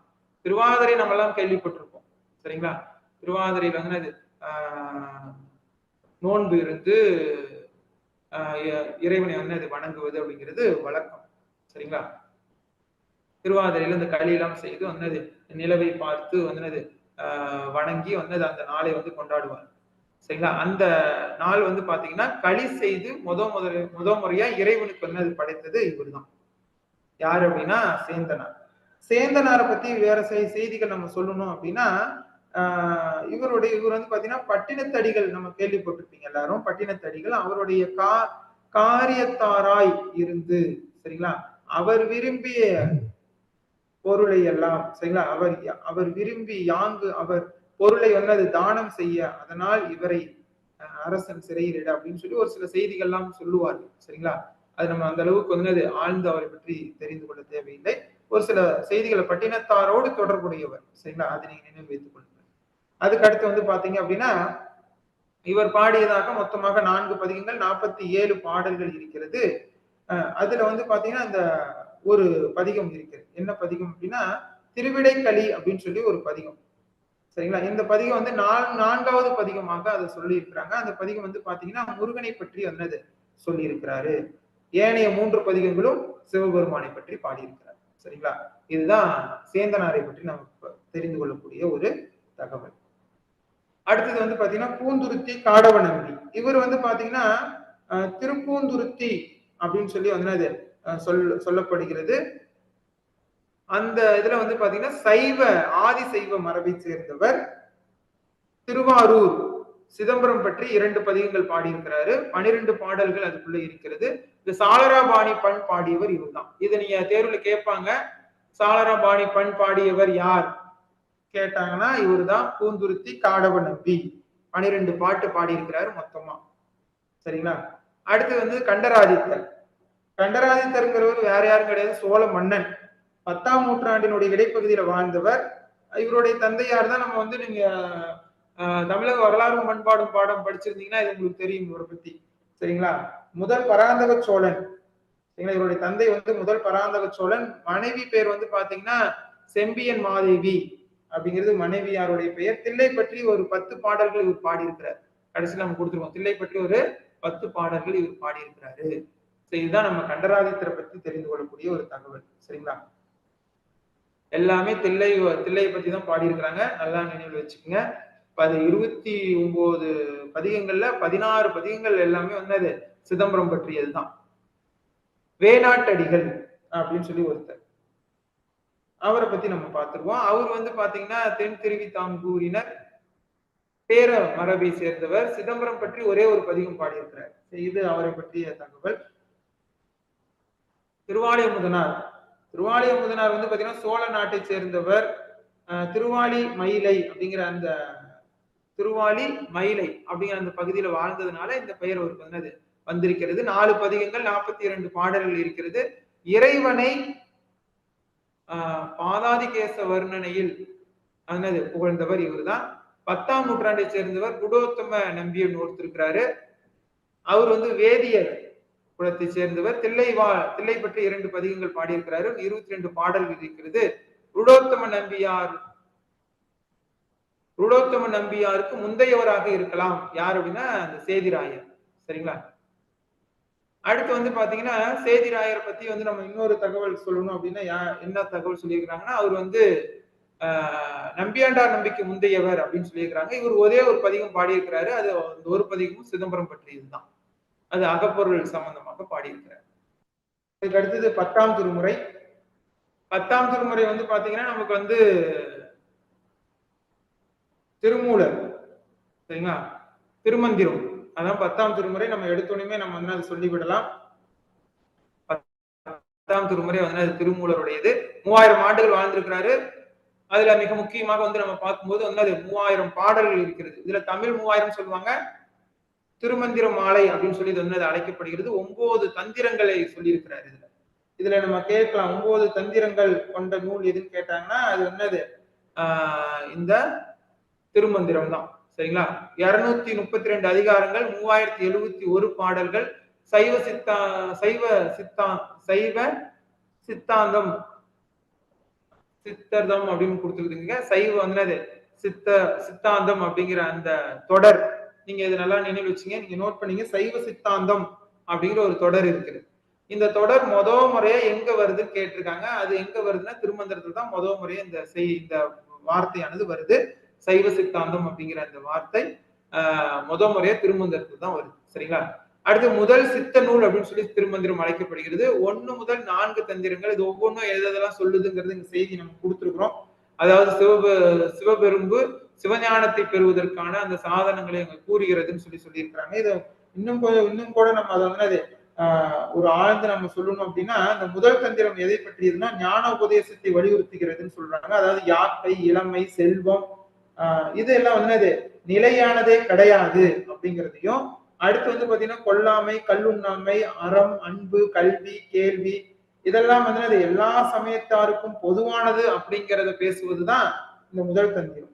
இந்த 2வது தந்திரத்துல எதை பத்தி சொல்லுவாங்க அப்படின்னா ஆண்டவன் வந்து அன்பர்களுக்கு அடியார்களுக்கு அருள் புரிந்த தன்மை, ஐந்தெழுத்தை பற்றி பேசுவது, சரிங்களா? புராண கதைகள்ல வந்து அது இடம்பெறக்கூடிய வந்து சிவபெருமானை பற்றி ஒரு சில புராண கதைகள் இருக்கும். அதெல்லாம் இந்த இரண்டாம் தந்திரத்தில் வந்து சொல்லப்பட்டிருக்கிறது. மூன்றாம் தந்திரங்கிறது அட்டமா சித்தி, அட்டாங்க யோகம், ஜோதிடம், யோகம், சரிங்களா?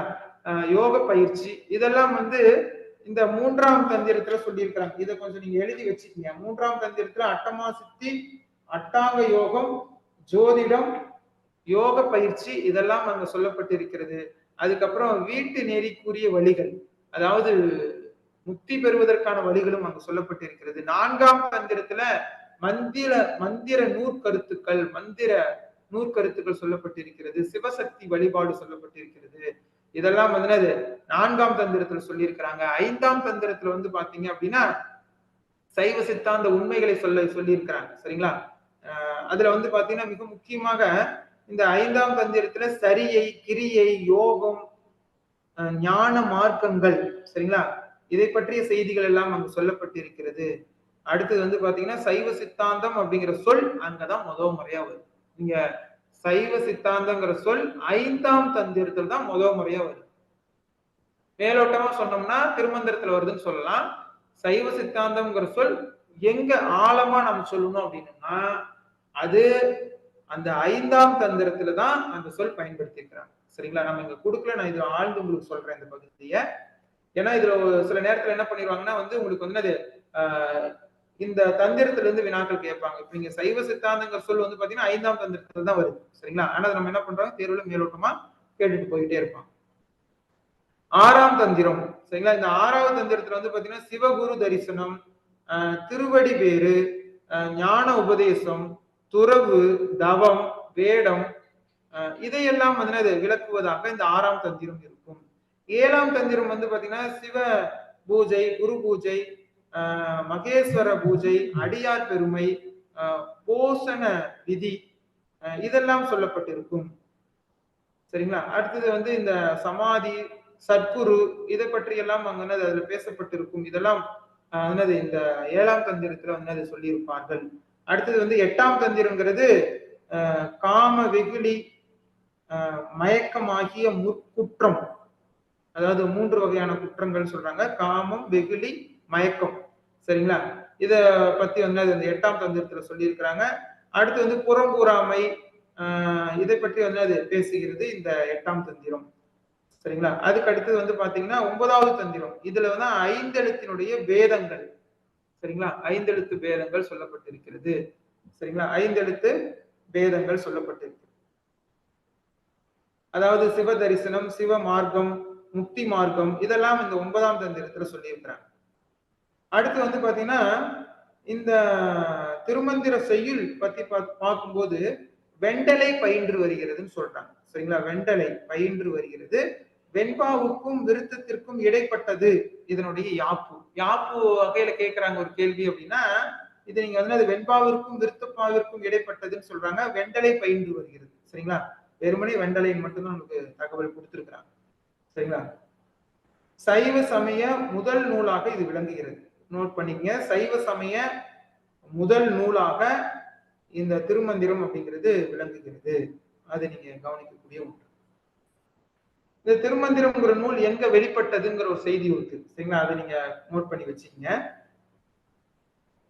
இந்த நூலானது திருமந்திரங்கிறது தேவாரம் பாடிய 3 பேர் இருக்கிறாங்க இல்லையா, அவங்களுக்கு முற்பட்டதுன்னு சொல்றாங்க. காலத்தால் முற்பட்ட நூல் தான் வந்து திருமந்திரம். தேவாரம் பாடிய 3 முந்தையதாக இந்த நூல் கருதப்படுகிறது. திருஞான சம்பந்தர் ஆவடுதுறை அப்படின்னு சொல்லி ஒரு இடம், சரிங்களா, அந்த ஆவடுதுறைக்கு சென்ற போது அங்க வந்து அந்த கொடிமரம் ஒன்று இருக்கும். சரிங்களா?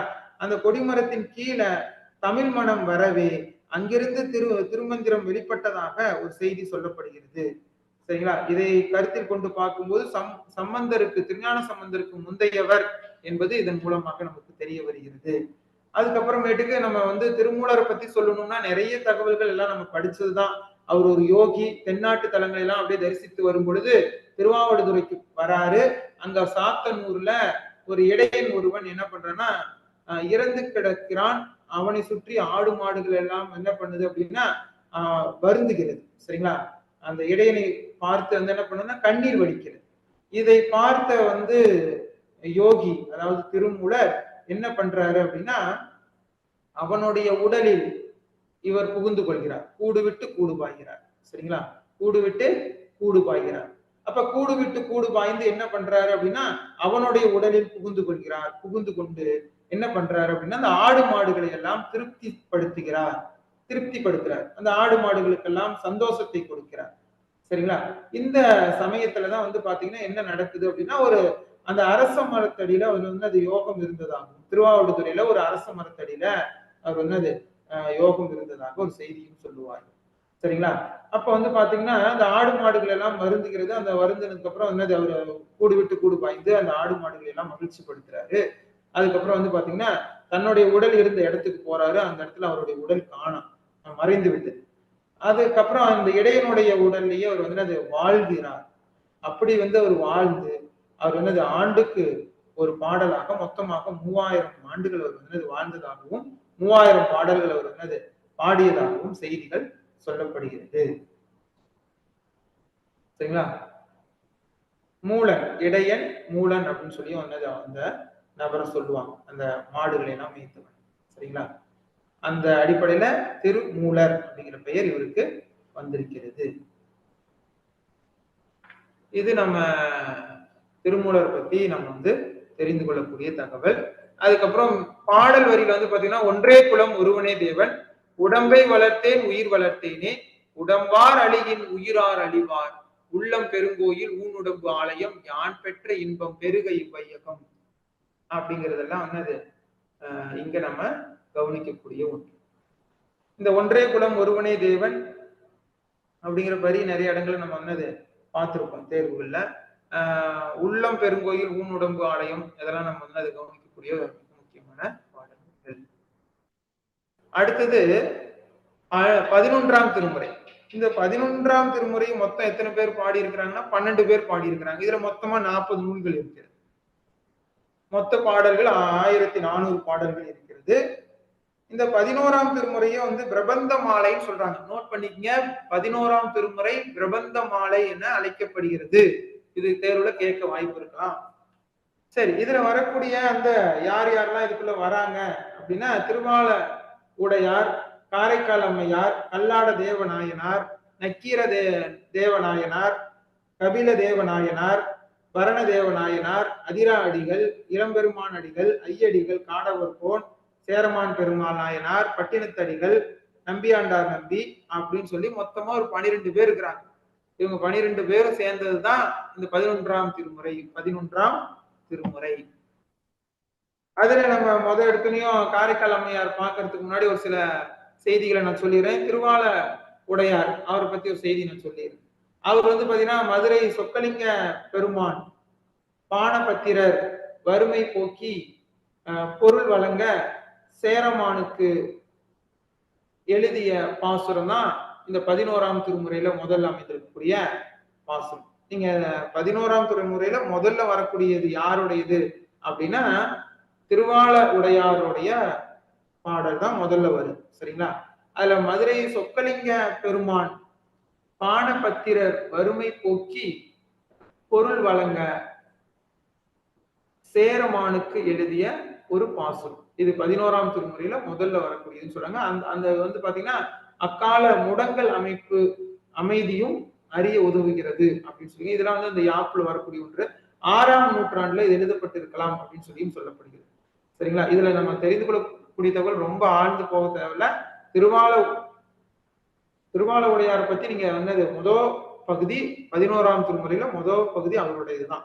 சரிங்களா? காரைக்கால் அம்மையார். காரைக்கால் அம்மையார் பத்தி நம்ம அடுத்து பார்த்துருவோம். இவங்க காரைக்கால் அம்மையாருடைய இயற்பெயர் தெரியுமா எல்லாத்துக்கும்? அது ஈஸியா நீங்க சொல்லிருங்க, புனிதவதி அப்படிங்கிறது. அவங்க பக்தி இலக்கியத்தினுடைய முன்னோடி இவங்கதான். இது தேர்வுல கேட்டிருக்கிறாங்க, நிறைய தடவை கேட்டிருக்காங்க. பக்தி இலக்கியத்தினுடைய முன்னோடி இவங்கதான். பாடிய நூல்கள் மொத்தமாக 4 இருக்கிறது. திருவாலங்காட்டு மூத்த திருப்பதிகம், அதுல 2 பகுதி வருகிறது. அற்புத திருவந்தாதி 1, திருவிரட்டை மணிமாலை 1, மொத்தமாக அது 4. மொத்தம் பாடல்கள் 143, கட்டளை கலித்துறை அப்படிங்கிற ஒரு புது வகை யாப்பை கையாண்டு இருக்கிறார். அடுத்து வந்து பாத்தீங்கன்னா சிவன் கோயில்ல வந்து அது அமர்ந்த கோலத்தில் இருப்பவர். நீங்க சிவபெருமானுடைய கோயிலுக்கு போனீங்கன்னா நல்லா கவனிக்கணும். அங்க 63 நாயன்மார்களுடைய சிலைகள் இருக்கும். அதுல ஒரே ஒரு சிலை மட்டும் வந்து பாத்தீங்கன்னா அமர்ந்த கோலத்துல இருக்கும். மீதி எல்லா சிலைகளும் நிக்கிற மாதிரி தான் வச்சிருப்பாங்க. அப்ப அமர்ந்த கோலத்துல அங்க இருக்கிறது ஒரே ஒருத்தர் யாரு அப்படின்னா காரைக்கால் அம்மையார் மட்டும்தான். சரிங்களா? காரைக்கால் அம்மையார் மட்டும்தான் வந்து அமர்ந்த கோலத்துல இருப்பாங்க. மீதி வந்து எல்லாருமே நின்ற கோலத்துல இருப்பாங்க. சரிங்களா? அப்ப ஆண்டவனை வேண்டி கைலை மீது வந்து என்ன பண்ணுவாங்கன்னா தலையாலேயே நடந்து ஆண்டவனால் வந்து அது அம்மையே என்று அழைக்கப்பட்டவர் யாருன்னா காரைக்கால் அம்மையார். இதில் நம்ம கவனிக்கக்கூடியது வந்து என்ன அப்படின்னா அம்மையே என்று இறைவனால் அழைக்கப்பட்டவர் யாருன்னு சொல்லி வினா கேட்கலாம். அம்மையே என்று இறைவனால் அழைக்கப்பட்டவர் யார் அப்படின்னா காரைக்கால் அம்மையார் தான். காரைக்கால் அம்மையாருடைய வந்து இயற்பெயர் வந்து புனிதவதி. இவங்க வந்து பாத்தீங்கன்னா நாகை மாவட்டத்தை சேர்ந்த பரமதத்தனை மணக்கிறாங்க. சரிங்களா? அப்ப வந்து பாத்தீங்கன்னா அவர் கொடுத்த ஒரு 2 மாங்கனிகள்ல ஒன்றை வந்து அது அடியாருக்கு படைத்து விட்டமையால் வந்து அது கணவர் கேட்கும் போது என்ன பண்றாங்கன்னா இறைவனிடம் வேண்டி இன்னொரு மாங்கனியை வந்து என்ன பண்றாங்க பெற்று கொடுக்குறாங்க. இறைவன் கிட்ட இருந்து பெற்று கொண்டு கொடுக்குறாங்க. அப்ப வந்து கணவன் பரமதத்தன் அந்த கனியை வந்து அதை சுவைக்கிறார். அப்படி சுவைக்கும் பொழுது வந்து சுவை மிகுதியான சுவை இருப்பதை கண்ட கணவர் என்ன பண்றாருன்னா இந்த கனி எங்கிருந்து வந்தது அப்படின்னு சொல்லி கேட்கிறார். இந்த கனியினுடைய சுவையே வேறு விதமாக இருக்கிறதே அப்படின்னு சொல்லி கேட்கிறார். அப்படி வந்து அதை கேட்கும்போது என்ன நடக்குது அப்படின்னா இன்னொரு பழம் வேண்டும் அப்படின்னு சொல்லி கேட்கிறாங்க. அப்ப வந்து இன்னொரு பழம் வேண்டுமாறு வந்து அதை கேட்கும் பொழுது அதையும் வந்து அவர் வந்து அது இறையொருள் மூலமாக பெற்று தருகிறார். இந்த வினோதத்தை கண்ட பரமதத்தன் இந்த கனி எப்படி வந்ததுன்னு முதல்ல கேட்கும்போது இது வந்து அது இறைவன் மூலமாக எனக்கு கிடைத்ததுன்னு சொல்லி சொல்றாங்க. அப்ப வந்து இன்னொரு கனி வேண்டும் சொல்லி கேட்கிறாரு. அப்போ வந்து அது இறைவனை வேண்டி அவங்க கேட்கிறாங்க. இன்னொரு கனியும் அதே போல ஒரு கனி சுவையான கனி கிடைக்கிறது. இந்த நிகழ்வுகளை பார்த்த பரமதத்தன் என்ன செய்கிறான் அப்படின்னா புனிதவதி ஒரு தெய்வம் என கருதி அவரை விட்டு வந்து என்ன பண்ணிடுறான்னா பிரிந்து விடுகிறான். மதுரையில வந்து பாத்தீங்கன்னா வேறு ஒருத்தியோடு வாழ ஆண்டவனையே வந்து அது வேண்டி இவங்க என்ன பண்றாங்கன்னா ஒரு பேய் உருவம் பெற்று கைலை மீது வந்தது தலையாலேயே நடந்து ஆண்டவனால் அம்மையே என்று வந்தது அழைக்கப்பட்டவர் தான் காரைக்கால்.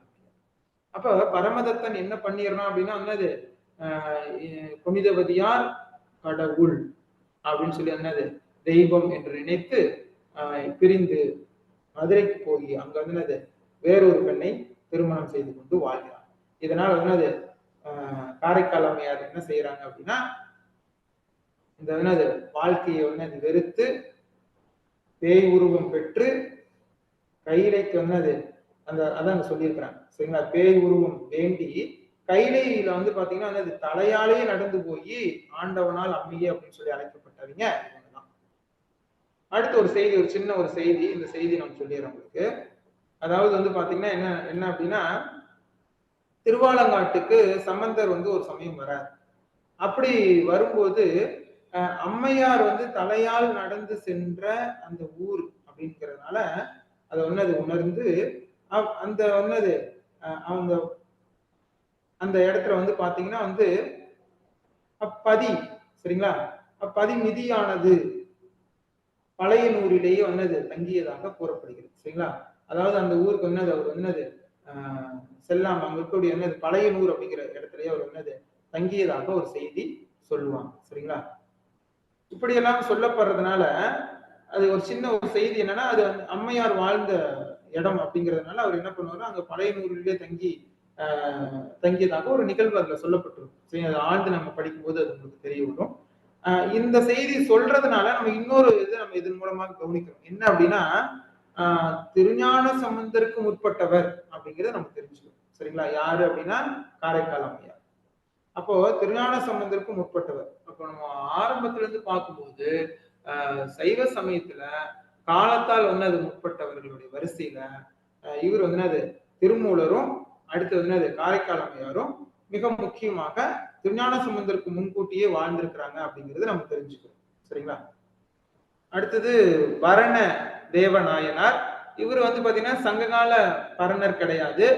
இவர் 10ஆம் நூற்றாண்டை சேர்ந்தவர். நம்ம மாத்தி நினைவுல வைத்துக் கொள்ளக்கூடாது. இவர் 10ஆம் நூற்றாண்டை சேர்ந்தவர். இவர் மொத்தமாக வந்து பாத்தீங்கன்னா பாடிய நூல் வந்து சிவபெருமான் திருவந்தாதி 101 வெண்பா அதுக்குள்ள இருக்கு. சரிங்களா? இது மட்டும்தான் அவரை பற்றிய தகவல் நமக்கு. இவர் பல தலங்களுக்கு சென்று இறைவன் என்னது பாடி இருக்கிறார். சரிங்களா? இது நீங்க நினைவுல கொள்ளுங்கள். அடுத்து வந்து பாத்தீங்கன்னா பட்டினத்தார். பட்டினத்தாரை பத்தி நம்ம தனியாவே விரிவா படிப்போம். ஆனா இந்த இடத்துல நம்ம வந்து அது கொஞ்சம் கூடுதல் தகவல்கள் இருக்குது. அதை நான் சொல்லிடுறேன். இங்க வந்து நம்ம சுருக்கமா நான் கொடுத்திருக்கிறேன். இயற்பெயர் வந்து பாத்தீங்கன்னா திருவெண்காடர். இது தேர்வுல கேட்டிருக்காங்க. திருவெண்காடர் யார்? நிறைய தடவை கேட்டாங்க. திருவெண்காடர் பட்டினத்தார் பட்டினத்தார்னு சொல்லி நம்மளும் நிறைய தடவை நீங்க எழுதியிருப்பீங்க. சில பேர் வந்து பழைய வினாத்தாள்களை பார்த்திருப்பீங்க. ஊர் வந்து பாத்தீங்கன்னா காவிரி பூம்பட்டினம். அடுத்து வந்து பாத்தீங்கன்னா ஒரு பாடியதாக நூல்கள் வந்து ஒரு என்னது கோயில் நான்மணி மாலை மிக முக்கியமான ஒரு நூல். திருக்கழுமலை மும்மணி கோவை, திருவிடை மருதூர் மும்மணி கோவை, இதெல்லாம் இவருடைய மிக முக்கியமான நூல்கள். இவருடைய சீடர் யாருன்னு சொல்லி தேர்வுல அடிக்கடி கேட்பாங்க. இவருடைய சீடர் வந்து பத்திரகிரியார். காலம் வந்து பாத்தீங்கன்னா 10ஆம் நூற்றாண்டு. காலம் வந்து 10ஆம் நூற்றாண்டு. சரிங்களா? இது நீங்க நம்ம வந்து கவனத்துல கொள்ளக்கூடிய ஒன்று.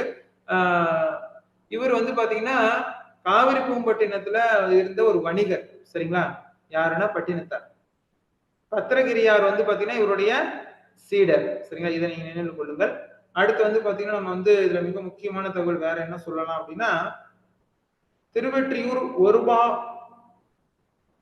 ஒரு பகுது, அதாவது ஒரு பகுது அப்படின்னு ஒரு நூல் இருக்குது. அது இவருடைய இதுதான். சரிங்களா? திருவாவற்றியூர் ஒரு பகுது. சரிங்களா? அடுத்து வந்து அது ஆசிரியப்பாவினுடைய என்னது அடிப்படையில அது என்னது அந்தாதி தொடையில பாடப்பட்டதாக ஒரு 10 பாடல் கொண்டதுதான் அந்த திருவெற்றியூர் ஒரு பகுது அப்படிங்கிற நூல். சரிங்களா? அது கொஞ்சம் கூடுதல் தகவலுக்காக அந்த செய்தி நான் கொடுத்துருக்கிறேன். அதுக்கு அடுத்து வந்து பாத்தீங்கன்னா நம்பியாண்டார் நம்பி. நம்பியாண்டார் நம்பி நம்ம மிக முக்கியமானவர். திருமுறைகளை எல்லாம் தொகுத்தவர் இவர் தான். தமிழ் வியாசர் என்று அழைக்கப்படுகிறார்.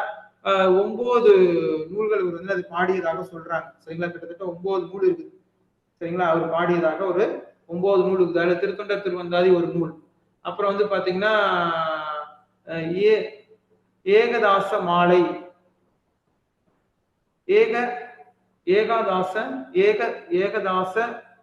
ஏகதச மாலைன்னு ஒரு நூல் இருக்குது. அது ஒரு 11 விருத்தத்துல பாடி இருக்கிறாரு. ஆளுடைய பிள்ளையார் திருவந்தாதி என்ன எழுதிக்கீங்க. ஆளுடைய பிள்ளையார் திருவந்தாதி, திருத்தொண்டர் திருவந்தாதி, அடுத்தது கோயிற்றிருப்பண்ணியார் விருத்தம். சரிங்களா? அடுத்து வந்து பாத்தீங்கன்னா திருத்தொண்டர் திருவந்தாதி, ஏகதாச மாலை. அடுத்தது 4வது நூல் வந்து பாத்தீங்கன்னா ஆளுடைய பிள்ளையார் திருவந்தாதி, திரு சண்பை விருத்தம். இது 5வது நூல்.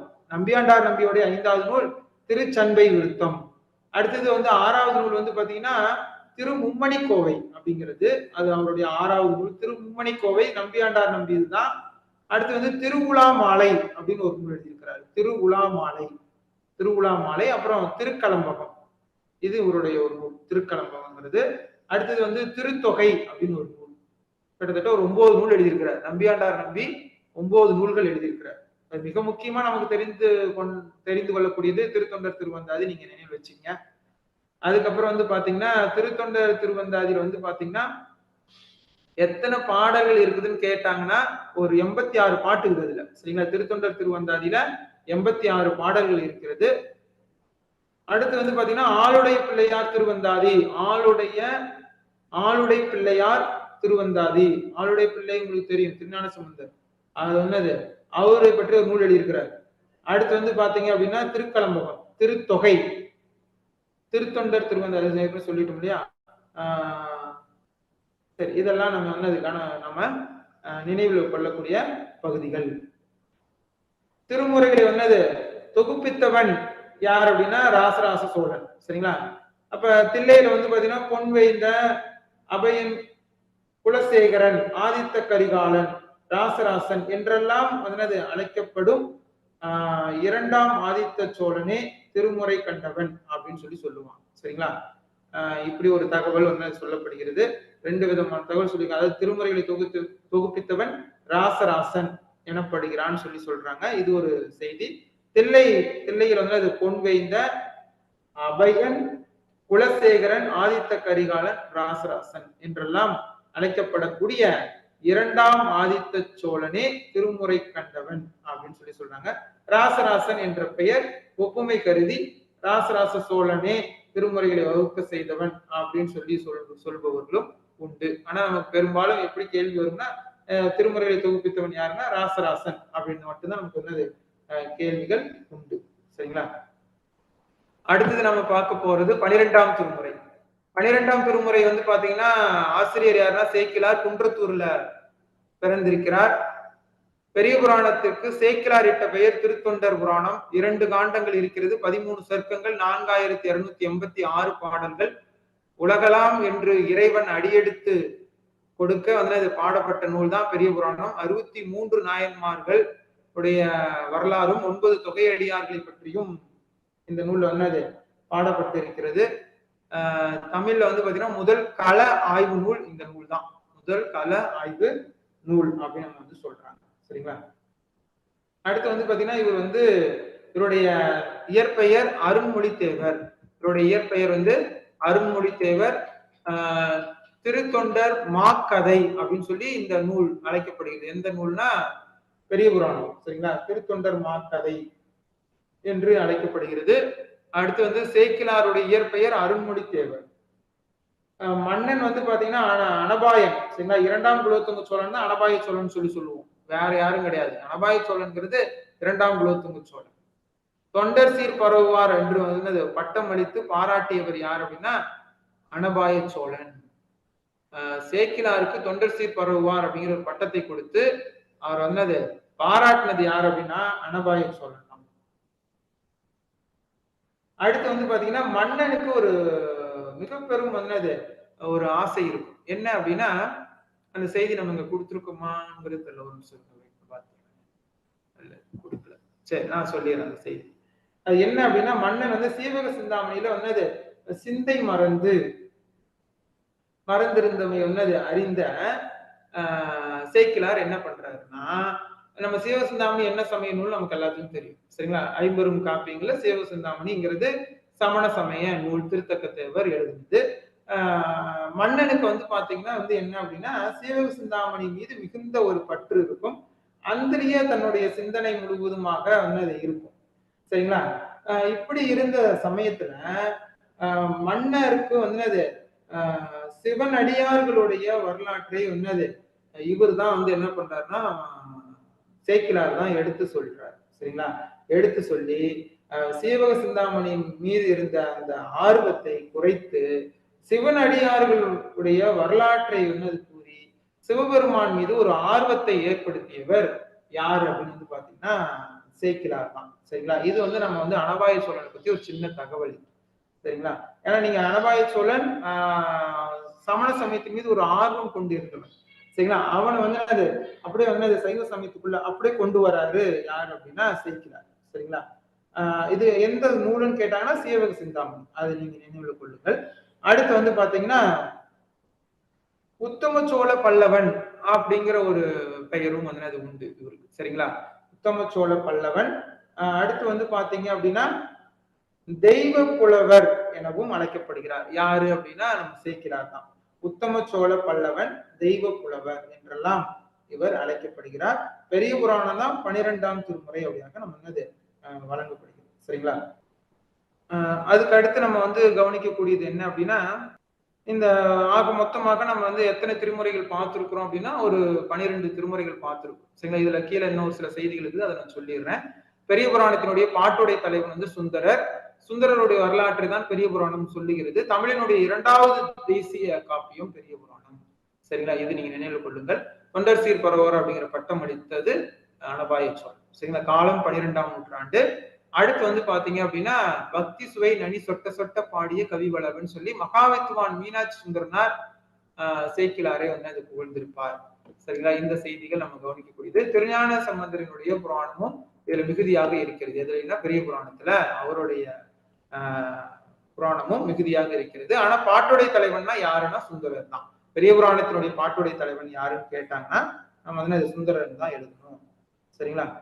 இப்ப நம்ம வந்து சைவ சமயத்துல இதுவரையில நம்ம வந்து 12 திருமுறைகளை விரிவாவே பார்த்திருக்கிறோம். கூடுதலான ஒரு சில செய்திகளையும் நம்ம இடையில சொல்லியிருக்கிறோம். ஆக மொத்தம் 12 திருமுறைகளையும் பாடியவர்கள் எத்தனை பேர் அப்படின்னு வந்து பார்க்கும்போது மொத்தமாக 27 பேர் பாடியிருக்கிறாங்க. இது ஒரு வினாவாகவே நம்ம முன்னாடியே ஆரம்பத்திலே நான் சொல்லியிருந்தேன். 27 பேர் பாடியிருக்கிறாங்க. அதுல முதல் 9 திருமுறைகள் இருக்குது இல்லையா? அதுல திருக்கோவையாரை மட்டும் விட்டுட்டு மீதி இருக்கக்கூடியது எல்லாத்தையும் என்ன சொல்லுவாங்கன்னா தமிழ் இசைப்பாக்கள் அப்படின்னு சொல்லுவாங்க. இசைத்தமிழ் பாக்கள் அப்படின்னு கூட நம்ம சொல்லலாம். இசைத்தமிழ் பாக்கள் அப்படின்னு சொல்லுவாங்க. 11ஆம் திருமுறை காரைக்கால் அம்மையாருடைய அது திருவாலங்காட்டு பதிகம் இடம்பெறுகிறது. சரிங்களா? அதுக்கப்புறம் வந்து பாத்தீங்கன்னா நம்ம இன்னொரு தகவல்களை இதை நம்ம சொல்ல விட்டுட்டோம். அந்த தகவல்களை நான் சொல்லிடுறேன். சரிங்களா? யாரை பற்றி அப்படின்னா நக்கீர தேவநாயனார். சரிங்களா? நக்கீர தேவநாயனார் நமக்கு வந்து எதுல வராரு அப்படின்னா இந்த 11ஆம் திருமுறையில வராரு. சரிங்களா? அவரு வந்து பாத்தீங்கன்னா சங்க காலத்துல வாழ்ந்த நக்கீரர் கிடையாது அப்படின்னு சொல்லி ஒரு கருத்து சொல்லப்படுகிறது. 6ஆம் நூற்றாண்டுல வாழ்ந்தவராக இருக்கலாம் அப்படின்னு சொல்லியும் சொல்றாங்க. 6ஆம் நூற்றாண்டுல வாழ்ந்தவராக இருக்கலாம் அப்படின்னு சொல்லி சொல்றாங்க. டாக்டர் சாமிநாதர் ஐயர் என்ன பண்றாரு அப்படின்னா அவர் வந்து அது சங்ககால கட்டத்தை வந்து அது சேர்ந்தவராகவே கருதுகிறார். யார் அப்படின்னா இந்த நக்கீரர்ங்கிறவரு சங்க காலத்தை சேர்ந்தவர் தான் அப்படின்னு சொல்லி டாக்டர் உவே சாமிநாதர் ஐயர் சொல்றாரு. சரிங்களா? ஆனா ஒரு சில பேர் என்ன சொல்றாங்கன்னா அவர் 6ஆம் நூற்றாண்டுல வாழ்ந்தவராக இருக்கலாம் அப்படிங்கிற செய்தி சொல்றாங்க. அதுக்கப்புறம் நம்ம மிக முக்கியமானது 10 அவர் வந்து இயற்றிய நூல்கள் மொத்தம் 10 நூல்கள் இயற்றியிருக்கிறார். சரிங்களா? யாருன்னா நக்கீர தேவநாயனார். அதுல வந்து பாத்தீங்கன்னா திருமுருகாற்றுப்படைன்னு சொல்லி ஒரு நூல். சரிங்களா? இது இவருடைய வந்து 10 படைப்புகள்ல மிக முக்கியமான ஒரு நூலாக இந்த நூல் சொல்லப்படுகிறது. இந்த நூல் வந்து பாத்தீங்கன்னா திருமுருகாற்றுப்படையை பத்தி நம்ம ஏற்கனவே நம்ம வந்து எங்க படிச்சிருக்கோம் அப்படின்னா 10 பாட்டு நூல்கள்ல நம்ம எல்லாம் படிச்சிருப்போம். சரிங்களா? அதை நீங்க வந்து அதை கவனிக்கக்கூடிய ஒன்றாக அதுல இருக்கும். ஏன்னா வந்து 10 பாட்டு படிக்கும் போது இதை பத்தி தகவல்களை நம்ம அங்க நிறைய நீங்க தெரிஞ்சுக்கலாம். சரிங்களா? திருமுருகாற்றுப்படை அதுல முருகப்பெருமானுடைய சிறப்புகள் சொல்லப்பட்டிருக்கும். அறுபடை வீடுகள் சொல்லப்பட்டிருக்கும். சரிங்களா? இந்த செய்திகள் எல்லாம் அங்க நம்ம கவனிக்கக்கூடியதாக இருக்கும். எங்க அப்படின்னா அந்த 10 பாட்டுல வரக்கூடிய திருமுருகாற்றுப்படை. அந்த திருமுருகாற்றுப்படைங்கிற நூல் இங்க இடம்பெறுகிறது. எந்த திருமுறையிலன்னு கேட்டாங்கன்னா 11ஆம் திருமுறையில. அது நீங்க நினைவில் கொள்ளுங்கள். அடுத்து வந்து பாத்தீங்க அப்படின்னா கைலை பாதி காலத்தி பாதி அப்படின்னு சொல்லியிருக்காங்க. கைலை பாதி காலத்தி அந்தாதி. அதாவது கைலை பாதி காலத்தி அந்தாதி அப்படின்னு சொல்லி இன்னொரு நூல் எழுதியிருக்கிறார். யாரு அப்படின்னா நக்கீர தேவநாயகர். கைலை பாதி காலத்தி அந்தாதி அப்படின்னு சொல்லி ஒரு நூல் எழுதியிருக்கிறார். இது எழுதிக்கீங்க நீங்க. ஏன்னா இதெல்லாம் கொஞ்சம் அரிய தகவல்களாக இருக்கும் உங்களுக்கு. கைலை பாதி காலத்தி அந்தாதி அப்படின்னு ஒரு நூல். இது வந்து பாத்தீங்கன்னா கைலையை பற்றியும் வந்து காலத்தியை பற்றியும் மாறி மாறி ஒரு 100 வெண்பாக்கள்ல வந்து அது பாடியிருக்கிறாரு அப்படின்னு சொல்லி சொல்றாங்க. விரிசடை கடவுள். விரிசடை கடவுள்னா யாருன்னா நம்ம சிவபெருமான் தான். சரிங்களா? சரி, இதெல்லாம் நம்ம வந்து அதை கவனிக்கக்கூடிய ஒன்று இந்த 11ஆம் திருமுறையில. சரி, இந்த தகவல் நான் சொல்லாம விட்டுட்டேன். அதனால நான் இப்ப உங்களுக்கு சொல்லியிருக்கேன். சரிங்களா? அப்புறம் சேரமான் பெருமாள் நாயனார் இவரும் 11ஆம் திருமுறையில் தான் வராரு. 63 நாயன்மார்கள் அவரும் ஒருத்தர். அதுல வந்து பாத்தீங்கன்னா நம்ம அவரை பத்தி ஏற்கனவே சொல்லி இருக்கிறோம்.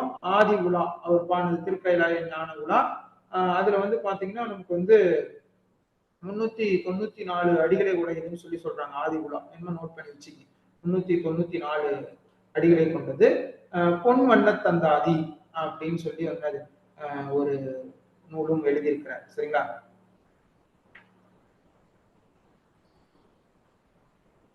அடுத்தது திருவாரூர் மும்மணி கோவை அப்படின்னு சொல்லி ஒரு நூல். மொத்தம் ஒரு 3 நூல் எழுதியிருக்கிறார். யாருன்னா சேரமான் பெருமாள் நாயனார். திருக்கைலாய ஞான உலா, பொன் வண்ணத்தந்தாதி, அதுக்கு அடுத்து வந்து திருவாரூர் மும்மணி கோவை.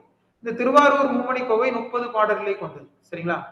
அதே மாதிரியே வந்து பொன் வண்ணத்தந்தாதி வந்து பாத்தீங்கன்னா கட்டளை கலித்துறையால் பாடப்பட்டதுன்னு சொல்லியிருக்கிறாங்க. அதுக்கு அடுத்து வந்து பாத்தீங்கன்னா இது வந்து அவ்வளவுதான். இந்த நூலை பற்றி அவ்வளவுதான் செய்தி. சரிங்களா? திருக்கைலாய ஞானங்களா நம்ம ஏற்கனவே சொல்லியாச்சு. சரிங்களா?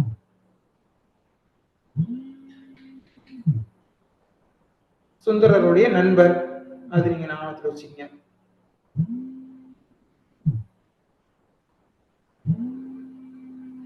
சரிங்களா? இதெல்லாம் நம்ம வந்து அதை கவனிக்கக்கூடிய ஒன்று. சரிங்களா? அப்ப கிட்டத்தட்ட நம்ம இன்றைக்கு எல்லா பகுதியுமே பார்த்து முடிச்சிருக்கிறோம். இந்த பாண்டி கோவை பத்தி நம்ம ஆரம்பத்திலே பேசியிருக்கோம். சரிங்களா? அதை பத்தி ஒரு சின்ன ஒரு தகவல்களை நான் சொல்லிடுறேன். இந்த கோவை நூல்கள்லயே முதல் கோவை நூல் அப்படின்னு சொல்லி இந்த பாண்டி கோவை தான் சொல்லுவாங்க. சரிங்களா? இதுக்கு என்ன காரணம் அப்படின்னா, இந்த நூல் வந்து 7ஆம் 8ஆம் நூற்றாண்டுல பாண்டியர்களுடைய வெற்றியை வந்து அது பற்றி சொல்கிறது அப்படின்னு சொல்லி சொல்றாங்க. சரிங்களா? 7ஆம் 8ஆம் நூற்றாண்டை சார்ந்து. சரிங்களா? அதை நீங்க நினைவுல கொள்ளுங்கள். இன்னொன்னு வந்து பாத்தீங்க அப்படின்னா, கூன் பாண்டியன் பத்தி நம்ம ஏற்கனவே திருஞான சம்பந்தருடைய அந்த பதிகத்துல நம்ம சொல்லியிருக்கோம். சரிங்களா? அப்ப அந்த கூன் பாண்டியனை பற்றிய செய்திகள் இதுக்குள்ளதான் வருது. சரிங்களா? இது என்ன, அந்த பாண்டி கோவில தான் வருது. சரிங்களா? சம்பந்தரால் சைவராக்கப்பட்ட அந்த செய்தி. அதுக்கப்புறம் மங்கையர்க்கரசி, மணவாளனும் 63 வருள் ஒருவரான மாரவர்மன், அரிகேசரியை பற்றிய செய்திகள் இதெல்லாம் இந்த பாண்டி கோவைக்குள்ள இடம்பெறுகிறது அப்படிங்கிற செய்தி சொல்லியிருக்கிறாங்க. கட்டளை கலித்துறையால் ஆனது. வேணுமா நோட் பண்ணீங்க, பாண்டி கோவை கட்டளை கலித்துறையால் ஆனது அப்படிங்கிற செய்தி மிக முக்கியமானது. சரிங்களா? சரி, இதெல்லாம் வந்து நம்ம வந்து பன்னிரு திருமுறையில பார்த்துருக்கோம். சரிங்களா?